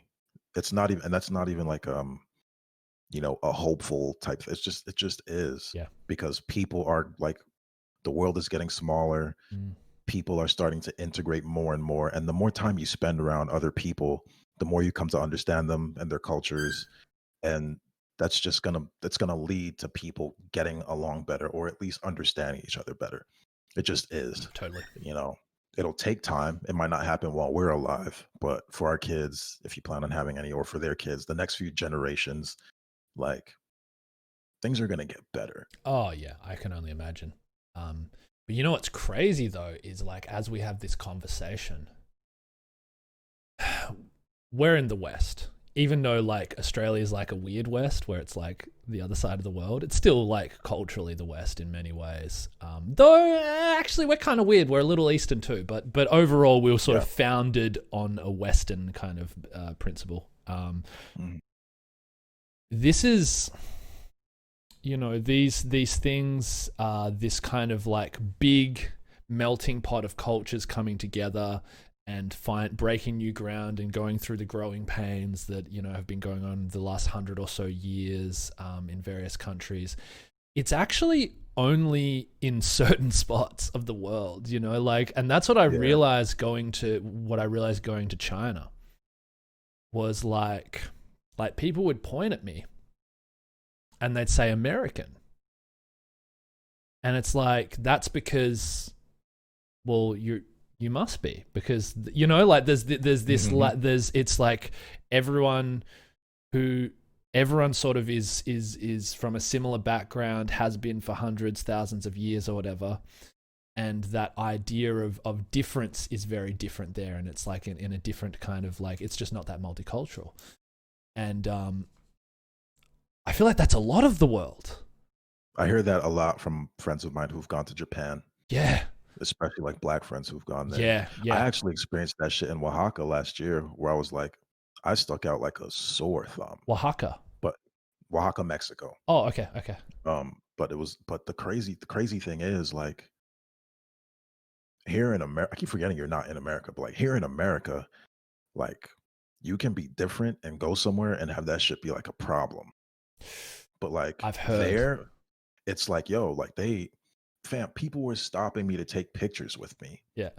Like they were so friendly, they were so welcoming, they were excited that I was there to experience their culture. You Yeah. know what I'm saying? Like, and it was just such like a crazy thing, feeling like safer. I won't say safer because they had like kidnapping police They walking did. around with like M4s and stuff. So Wow. maybe not safe, but I felt I felt like a sense of maybe home that Yeah. I don't feel where I'm from sometimes. Wow. Just because, and not even because I got like special treatment, just because people were like they celebrated the difference as opposed Mm, to feeling it having a negative connotation. mm, mm, mm, mm, But mm. that also could be because like I was probably a legit unicorn. I'm sure if like hundreds of thousands of people who looked like me started going there every year and like dirtying up their beaches and shit, Yeah. maybe the difference wouldn't be so celebrated. But I think, Yeah. yeah, it's that pendulum swing When I again. was when I went to Bali, in Indonesia, Bali, I'm not sure if you know, but it's kind of like it's an island in Indonesia. It's beautiful geographically. It's also the holiday place for many an Australian working class Australian bogan. It's kind of I think the US probably has like maybe like Tijuana or something like I don't or Mhm. Cancun or something like that. Like Yeah. it's that place where like where you go there and you kind of feel like ashamed and you feel bad that and so I avoided going there for the longest time because it's like if you want to hate Australians, go to Bali. And Mm, but my friend started working there, so I'm gonna go visit my friend. And yeah. what it's true, like it's pretty ugly. But the thing that I found so I couldn't understand, and I just got so much respect for it, and but I don't understand it in a way. Is how fucking chill the Balinese were. Like I'm like, man, like if I was you guys, man, I would fucking wouldn't be speaking to me like you're speaking to me, like, and that like that kind of made me look at myself a little bit more, like, because I'm never an asshole when I go to other places. Like I try to I try not to be that kind of guy, but more just like made me look at how chill they were with just the uncontrollable aspects of life. The people I Mm, met there and how they were just like still grounded in who they were and able to stay happy despite changes that people might not all like there, or I certainly wouldn't. mm, And like that was like kind of humbling for me actually. Like, and that's something I've yet to. And this is not even on a level of like the same issue, but just on anything in life that I don't like that's out of my control. Like that's yeah. something that I wish I had that ability to just go, you know what? It's fine. It's fine. I'm still alive. I got all my limbs. Just, Yeah. try and do my best. That kind of, I don't know, like that change. And there's a definite negative connotation to people changing traditions in Yeah. certain spots here in America, particularly in the South. And I love the South. I feel like out of everywhere I've lived, if it's not in New York, like the South is for those very same traditions. Some of them I'm of course not like super keen on. But I remember watching like recently this Joe Rogan Experience episode. He had Matthew McConaughey on, and they were talking about Austin, Texas. Mm, And Matthew was like, he was very, he had a lot of pride in being from there or living there or having been there for however long he'd yeah. been there, and like the traditions and the values that made Austin Austin and made all the people who are suddenly moving there like want to move there. And he was very like passionate about wanting it to stay the same. Right. Or you know what I'm saying? Like, yeah, you don't come fuck my city up, Yeah. please. Yeah. Yeah. You Yeah. know what I'm saying? And like that resonated so heavy with me, but at the same time, I was like, bro, good luck. Yeah. It's gonna happen. That's Because the that's crazy thing, right? like life doesn't work like that. Yeah. Like good things that happen, and then people who are like opportunistic or not necessarily appreciative of them Mm. are going to come insert themselves there. Yeah. There's no way to prevent that from happening, and they're going to change that shit. And 9 out of 10 times, they're going to change it in ways that you think are probably for the worse. Yep. Yep. And this I think extends to wanting permanence out of anything. You know, like I think I had a similar conversation with Bizzard last week. You know, the idea that nothing is permanent. You know, like a city is not going to remain permanent in its traditions or its values or whatever. You know, its economy, etc., etc. Neither is a country. Neither is the planet. Neither is this the fucking solar system. You know, like it's everything eventually will just wither and die or evolve into something else or something like that. And I think it's important for me to remember that shit, you know, like holding on to things as the way they, like wanting things to stay the way they were is like a weird compulsion I have. What, like, do you share this at all? Yeah, I think I do. For me, though, coming from like being born in New York City and Mm. growing up in New York, that is like the OG melting pot of the world. Oh yeah. Oh yeah. Yep. So I've been fortunate for my externalization of that to not be like a geographical thing or a cultural thing. Mm. It's more of like an internal thing, Yeah. like where I am in my mind. Which is why like I'm in basketball, you would say like I'm a streaky shooter. Like if I'm firing on all cylinders, like I'm really going. But if I get stuck in a rut, I'm like I'm almost as it's not even almost. I'm as comfortable in a rut as I am when I'm on fire Hmm. because I'm comfortable with the feeling of that comfort and consistency. Right. You're in it. I'm in it. So it's like, man, this shit sucks, but I'm in it. So like, Hmm. like I'm comfortable here. Yeah. Yeah. That's interesting. Yeah, and even if things are not great, yeah, the idea of I like to think that I want the things that are good to stay and the things that I don't value to change, but maybe it's hard to even recognize them, you know? We adapt so well, man. Yeah. People adapt, I think, a lot better than we. And it's why like now with such a focus on mental health and thank God, like people being more aware of like the fact that we have to take care of ourselves and each other and look out Yeah. for each other and shit. It's like people like shit. I've been depressed for 6 years, clinical, diagnosed, medication, and everything. It's just like, fam, like it's hard to like we get used to shit that I don't even think we're built to be used to just because we're so adaptable and our brains are so malleable. That neuroelasticity, it's like, you know, Yeah. they're malleable, but also like we're stubborn things, entities. So we get stuck in some shit. It's like, We really do. And like getting used to tough times. Sometimes like I was walking down to this park that I go for a run at the other day, and there's these possums that are there, and they're almost always at the time I go there, they're always like down there, foraging or whatever on the grass before they scurry back up the tree.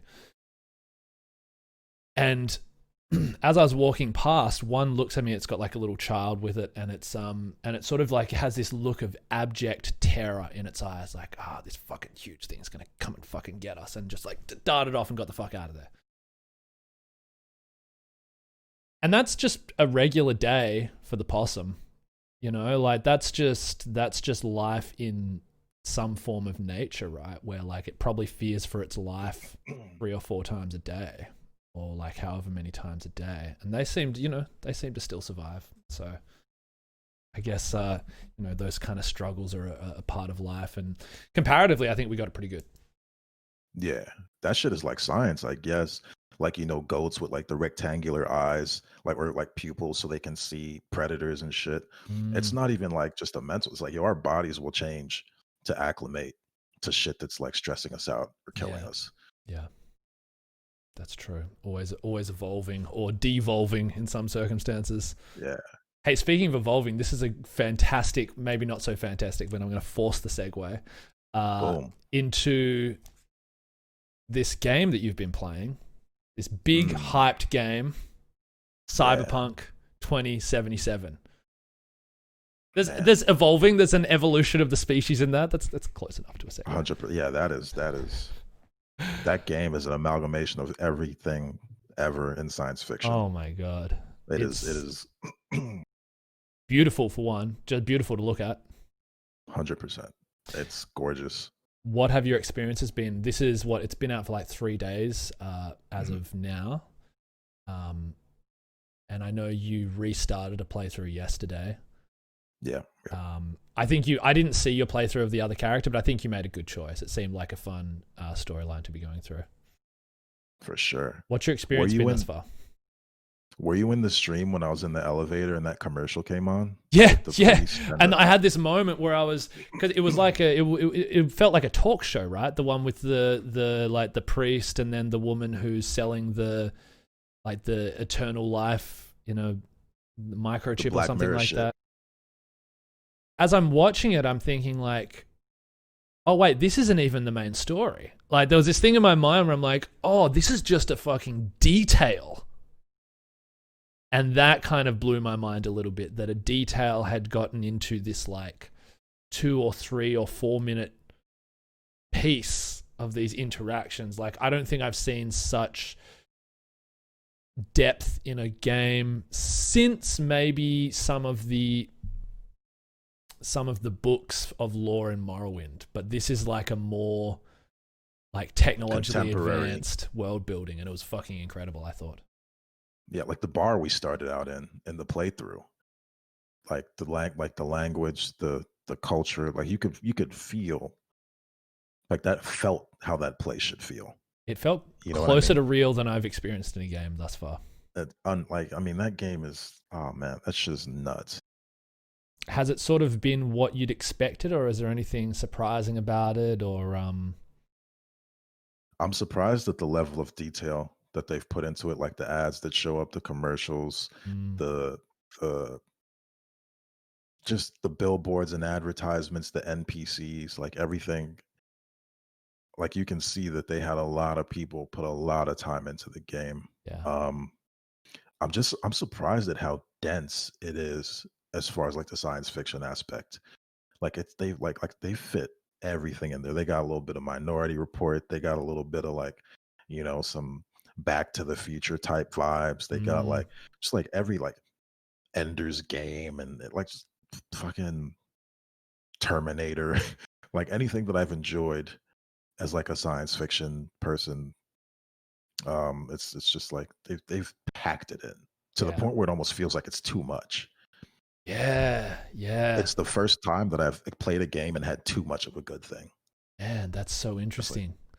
Cranberry said the same thing, Cranberry Pudding, when he was playing it. He was like, man, I don't even know. I'm feeling a bit overwhelmed. He said he felt a little overwhelmed at some points. Too much of it. So do you think that's possible, to have too much of a good thing with the game? Man, they're fucking doing it, man. They're doing it's just, I'll give you an instance without spoiling anything too much. You sit you start out and you sit down in the chair and you start jacking into stuff, your personal whatever, getting into the network, and then all of a sudden you're accessing memories, right? Through like some technology, and then all of a sudden there's like shit going on in your brain. Then there's combat, and it's completely science fiction combat. There's smart weapons, there's regular weapons. You can ricochet bullets off walls. You know what I'm saying? There's fucking mantis blades. You can shoot missiles out of your arms. There's like this whole Batman detective type thing going on. It's just like, yo, like in the past, games that have had like these gimmicks or these selling points that are really cool, this one game has fit all of them into a game and then added a lot more. Right. And then on top of that, built like an entire world. So it's like, that's so dense. And in many ways, I'm glad that I'm watching it and not playing it. Simply because I'm sure it's extremely fun to play. but it's kind of it's easier to like. There's so much for me to take in just viewing it that I almost feel like I don't need to play that game to get something out of it. You can just sort of watch how someone interacts with that world and be like that. I wonder if that's I wonder if this will be a mark of how like Ocarina of Time, for example, was sort of known as that was like a shift. Like now this ushered in like a new generation of what games could do. Like I wonder if Cyberpunk 77 will be kind of remembered as one of those marks in gaming. I think so. I think they set a bar that's, I mean, I don't know how someone could come out with a sci-fi game after this that's not going to get compared to it. Yeah. And I don't know how they'll fare. And what, like, didn't it take them like 8 years to make it or something? Like it took them forever. Ungodly amount of time. And it's just like, yo, and there's still like things that I would just like, yo, there's more to be done. It's so full. And like, I'm excited to see what they do with the DLCs and once they start ironing out details and stuff like that. And like, there's so much possibility there. Yeah. It's wild. Yeah. That's exciting in a game. I think, one of the things that I most enjoy, like one of the feelings that I most enjoy in gaming is this idea of, I guess it's the open world feeling, right? Where it's like, wow, so I can just go and explore and just figure stuff out and do whatever the hell I want. Yeah. And I feel like that really to another level scratches that itch. Yeah. It's a combination of really it's a combination of Grand Theft Auto and The Witcher and Mass Effect. Ooh, yeah. And it puts them, you know what I'm saying? Like it squeezes them together. And all those games are a lot in and of themselves. Yes. Yes. Those are, Witcher, like I put triple digits into Witcher. I put triple digits into the Mass Effect games. You know what I'm saying? Like, and I put triple digits into GTA. This is something that's like, and I don't know if I won't know till I beat it and see like how the end game is and whatnot. I can't see how they could like have that be fully fleshed. I feel like I'm gonna hit a wall or some sort of like start noticing things like, that's a little, you know what I'm saying? Like finding chinks in the armor. Yeah. Almost. Well, that was something I was thinking while watching you play as well, that one of the first things I was like, oh my God, was just the variety of NPCs. And it just, it felt like, to my eyes at the time, I'm like, wow, I don't think I've seen any repeated NPCs yet. Or like I haven't noticed it anyway. And I wonder if that's like still in the honeymoon phase where presumably NPCs, there's some copies of NPCs out there, but maybe there's not. I don't know. Like they're the type of things that I think might take time to kind of figure out or to discover while gaming. 100%. Thankfully, by the time I play it, it'll be 10 years from now, and and everyone will be like, retro gaming, Porto. Yeah, it's nice to see you. Wait, you haven't played Cyberpunk 2099? Come on, guy. Yep. And this came up in actually Cranberry Pudding's stream while he was playing Cyberpunk. Actually, we're talking about something about games and the perception of. I can't remember what game it was, but he brought up that you were the only person he knew that liked Fallout 76. And so like I've watched you play some New Vegas. I didn't see much of your 76 playthrough. I guess I would like a defense of 76.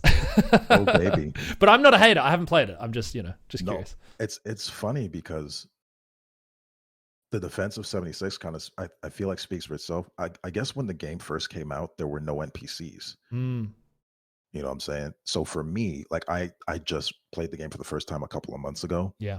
And I see NPCs like right out of the gate. Okay.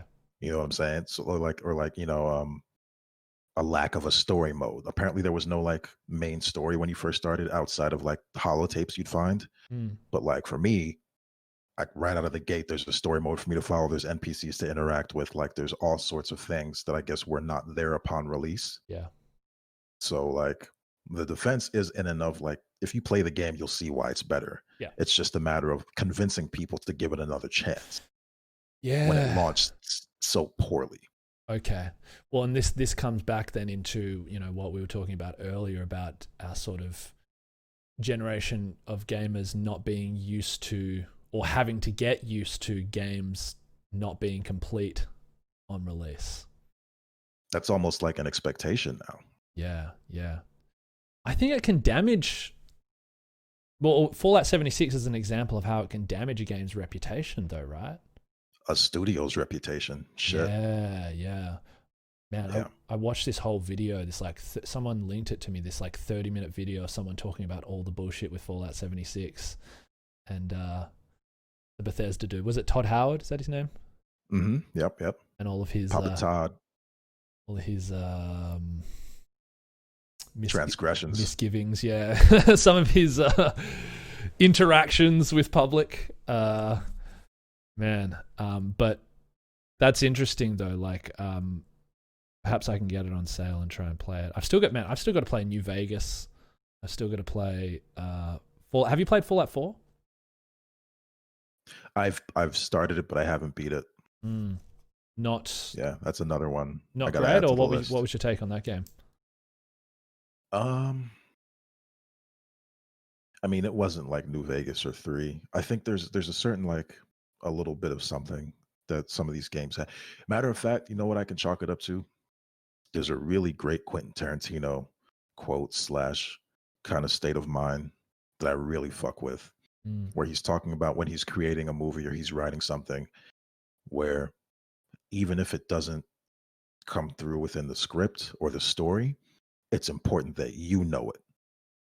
Like when you're building the world or creating the universe, maybe this person's religion is never mentioned at all throughout the entire script or in the movie, but you know this person's religion. You know why they're that religion. You know how that religion has shaped them as a person, as a creator. Yeah, and that builds that instills a sense of life. Yeah, within the whole project and the whole universe you're building, because subconsciously, as you know these things, little bits and pieces of information kind of leak out of your brain as you're creating that create like real life almost, that give life to what you're making. Yeah. And if you read, like I'm a Bethesda head, particularly in Morrowind's. Oh man. So well written. If you read, like, I found an article about one of like the lead game designers or something, how he talks about being in the DC area and going to museums every day and researching all types of mythology and history from all over the world, all sorts of different cultures, to like that hidden tomb that they randomly have with the maze. Have you done that yet in Morrowind? There's a random hidden tomb somewhere in like the north part of the map that has a whole ass maze in it. And I won't even spoil it. No. Because I bet and it's like, it's completely random. Huh. And it's like, that's something I didn't even find out about the game till now. I've been playing that game for 15 years. Wow. You know what I'm saying? Or like Elton Brand, you get the gold brand sword and there's like some Easter egg in there where you have to know like some college basketball. Like you can't get the sword without knowing how to get it. Like it's too specific. Like things like that. Wait, hold on. Elton Brand as in the former power forward for like the Chicago Bulls or something like that? Exactly. Like that's part of the reason the sword is named that. It's like it's like some weird. That's so like good. You can tell that people not only like did crazy homework for the game, but had a shit ton of fun making it and left bits and pieces of themselves into that's like, so in cool. That's so cool. Well, I've been playing through Tribunal, and which I've enjoyed, but not as much as the main quest, I think, thus far, just because it's all in the sewers, and it's like I like the open worldiness a little more of Vardenfell, but it's still a great game. I couldn't get through it. Yeah, well, I think I'm about halfway through it. I'm actually going to stream it later on. But I'm sort of like kind of using I'm gonna use a little bit of a walkthrough just to speed it along a little bit, because Yeah. I think I feel like there's gonna be some good story beats, Mhm. and some good stuff, but there is a little trudging through monotony to get there, I find. Yeah. But something in that I really did like was there's this old Dwemer ruin that you go to, and they've all as I was playing it, I didn't even really take much notice because, you know, sometimes you don't see things, but someone in chat was telling me like, oh, I really like in this ruin how all the salts, the ash salts, are where all the dwarves like disappeared. That's where they would have been or whatever. And there's little things with that. So there's like a room where there's a bed and like a vial of lubricant and two ash salts or whatever next to each other in bed, and then there's a door that's half open and another one in the doorway, like someone watching him or whatever. And just like weird shit like that they're like trying to give these little stories, these there's life to it, which I really like. It's not just like a random assortment of loot and items. Oh, great storytelling. Do you require stories in games to enjoy them?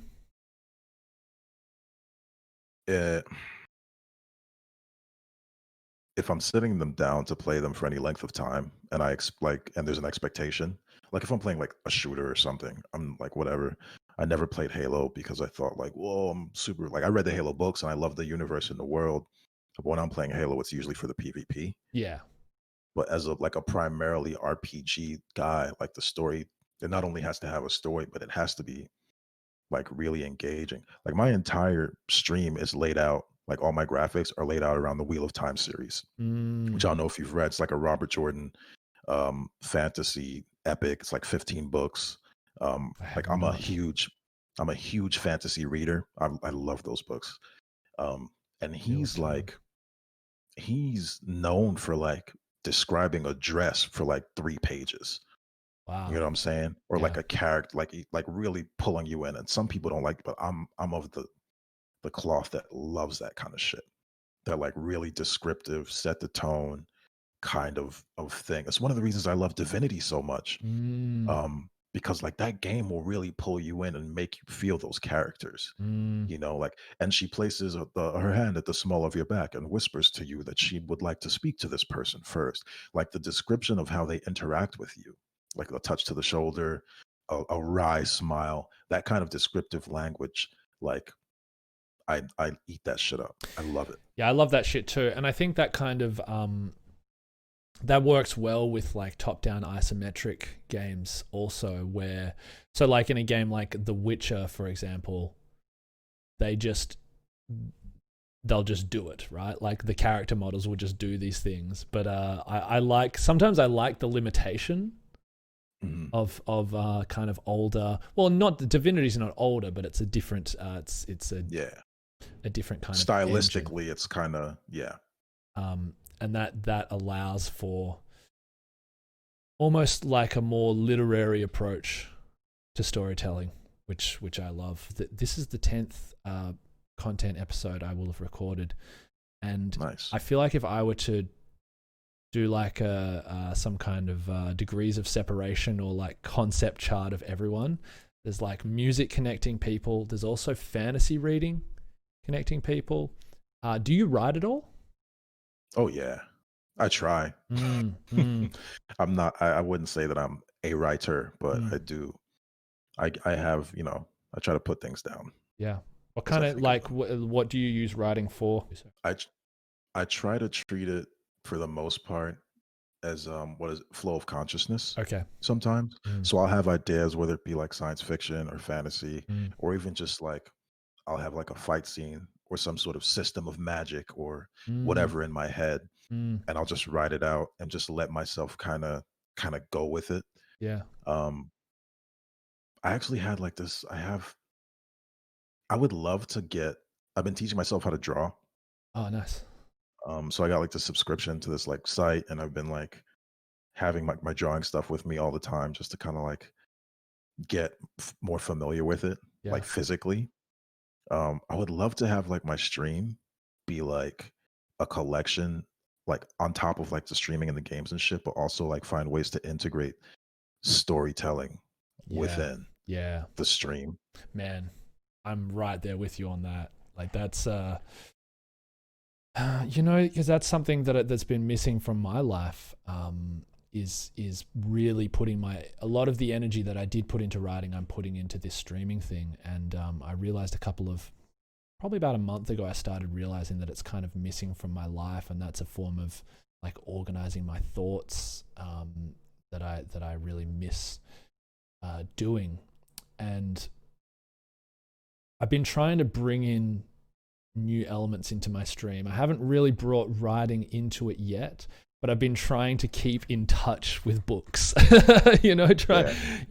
One being with the by the way, for people who don't know, like if anyone's seen the human history lore stream, this is actually because of Blue. Like I can't remember, a while back we were talking about, I don't know how it came up, I think we were talking about wanting to learn more about history, and then Blue tipped me onto this human history book which he got, and I got an edition of that, and I've subsequently just integrated that into my stream, because like I kind of like reading through it with people in chat who might actually know about some of these things, who can like give me more about this information, because I really don't know a lot about it. But going back to what you're saying, like integrating storytelling, that aspect of creativity into stream. Have you had any thoughts as to like how you'd go about that? In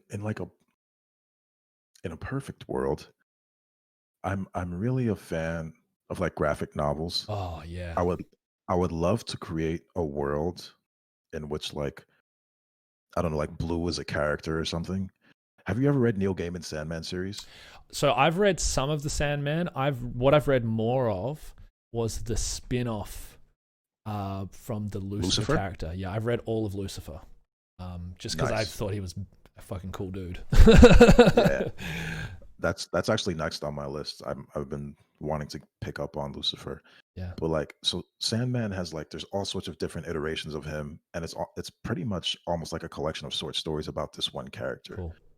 And I would love to like create something that's like in that style of storytelling, like situations and little bits and pieces of a universe where like this character exists and coexists with other characters and like tell a story like within that vein.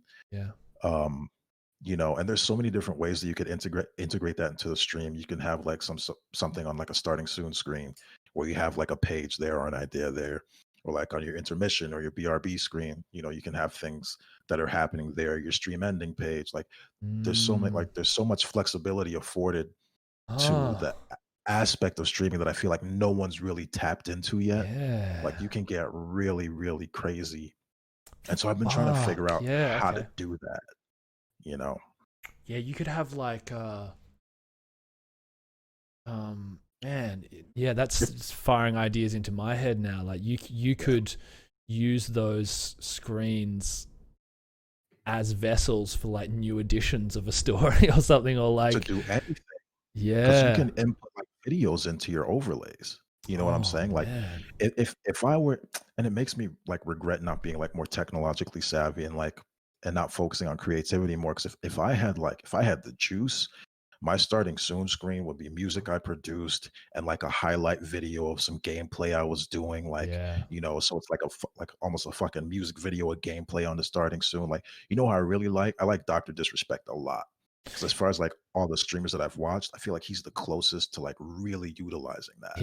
He pushes things, right? Like he pushes things, yeah, and that's so necessary. And no, I don't watch his stream, but I have watched elements of his stream, and like I like what he's doing. Like I like that he's pushing the element, I mean, even doing the character thing, even being representing someone that is not you. Like that's maybe not new now, but I feel like he's kind of the first in the streaming biz to kind of do that. And then the way he integrates his his overlays, and I've seen stuff of him like on the motorbike and while he's like doing, which now you see people parrot all the time.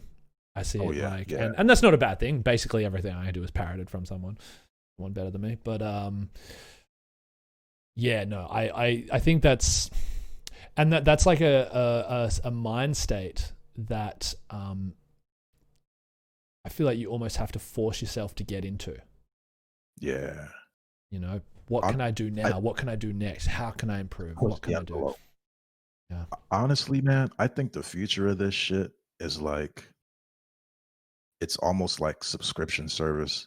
I think as more and more people start doing this and they get better at it, it's going to be specific streamers that people are looking to provide content like under contract type shit, like almost like a Netflix, where something like a Twitch is going to pop up, or Twitch is going to do it themselves, where it's a subscription service and they have like streamers or stream related content that they have on there, and it's just going to be like 24/7 streamers streaming shit, but like a more curated, across the board, higher product, almost like with podcasting now, how you have like people who are like really stepping up their podcasting game and getting signed for millions of dollars on different services. Like, I think the future of streaming is going to be crazy. Yeah. It's going to be crazy. And it will probably change really quick too. It'll probably change before our fucking eyes, like if we're to have another conversation like this in 6 months, a year, I feel like even a shorter period of time as 6 months, I'm sure there'll be a boatload of fucking changes, both into how the platform is run, how streamers are approaching it, what the latest controversy is, what the 12 latest trends are, what's suddenly played out, what you're not supposed to do, like who's ahead of the curve, who's behind the curve. Like, man, we're seeing a move towards something as well with the ability that you can pay to become an affiliate now. Yeah, I think. Yeah. That speaks to the money, people trying to figure out how to make that money, and that is definitely a way to do it. People are going to have to start paying to stream, or people are going to have to start subscribing to streaming services to watch streamers. 100%. I do not think Twitch will remain free. I don't think Twitch will remain. If you're probably right. If the quality of the content continues to skyrocket, and people continue to get better and better at it, and the platform continues, even if you don't necessarily have to pay an upfront subscription cost, they're gonna find ways to start. Give us 5 here. It makes sense, right? It makes sense. Like if the quality of what they're putting out, of what people are putting out, and like for me, the quality already exceeds Netflix simply because I just like the medium or the media, like. But if the quality actually begins to exceed what's getting put out on like a Netflix or like a HBO or any kind of subscription service that people are paying for, then naturally it's like, well, people will pay for it. It only people are using DSLRs for their streams now. Yeah. People are, as technology becomes more and more accessible and cheaper, in the same way with music, people are making whole albums. Like Billie Eilish, she just won God knows how many Grammys. She was like, yo, we made this in my bedroom. Yeah. This whole album, it's like, yo, it's gonna be common sense, because the quality of the content is gonna improve so much. And like we said, yo, we're part of people's lives. You know what I'm saying? People will look to you for entertainment. Man. On the same way they'll open up their Netflix account. You know what I'm saying? Or the same way they'll open up their HBO or whatever it is. Like, they're looking to people. And the thing is we're personalities. There's live interaction. They can chat with us. You know what I'm saying? Like, streaming is amazing in ways that I don't think people understand yet. Yeah, I don't because think it's all been of us fully realized. Oh man, I'm so excited to see where it goes, and I hope I get to continue to be a part of it. Oh man, me too, dude. Absolutely. And this is actually, as I look across at the time, been doing this for over 2 hours now. There we go. It's over. This is a perfect point for us to kind of wrap it up a little bit, dude. This has been great. It's been great, man. I've been looking forward to chatting with you for so long. Like, I think it was before your move, actually, when I started doing these things, and you were one of the first people I'm like, man, I want to pick this guy's brain. Man, I'm just so happy that we were able to do this. Thank you so much for coming and speaking with me, dude. I appreciate you, man. I've been really looking forward to this too, and thank you for having me. It's been great. This is the first time I've actually done something like this. Yeah. Hopefully that's not too apparent. Oh, look, it looks like people watching me will think it's my first time. Like it always looks like my fucking first. I'm a fucking amateur. I'm gonna watch this back on YouTube and cringe so hard. Oh, dude. Well, that's the thing. Here's the thing. Don't do it. Watch 5 minutes and then go, okay, that's good, and just assume the rest is perfect. That's how I'm living my life these days. You know, don't do it to yourself. That is sage advice. What's coming up for you, man? What are you like? What's happening with stream? What's in the near future for Blueassegai? I am going to create a stream schedule. That's like my thing, because I have to be consistent. I've been getting on every night, but I want to be on consistently. I want to continue working on the stuff I'm working on. I've been really flirting with the idea of like creating music and putting it up on YouTube under like Creative Commons, so like people's shit won't get flagged, like not even for ad money or anything. It's just like open source music for streamers and content creators. I'd like to keep working on that. I think that would be dope. Great idea.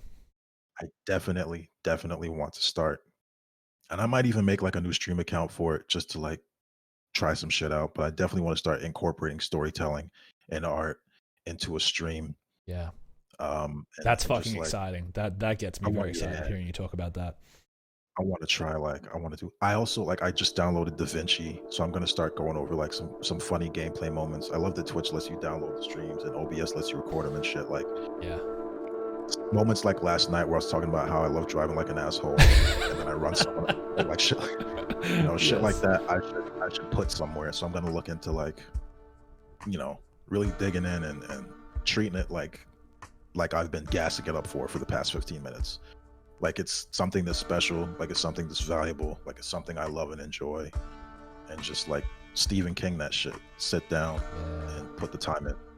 Put in the hours, man. Yeah, it's, we are in many ways lucky that we find ourselves kind of poised to maybe not take advantage of this thing, but to like have a real go at this thing as it's still creating itself.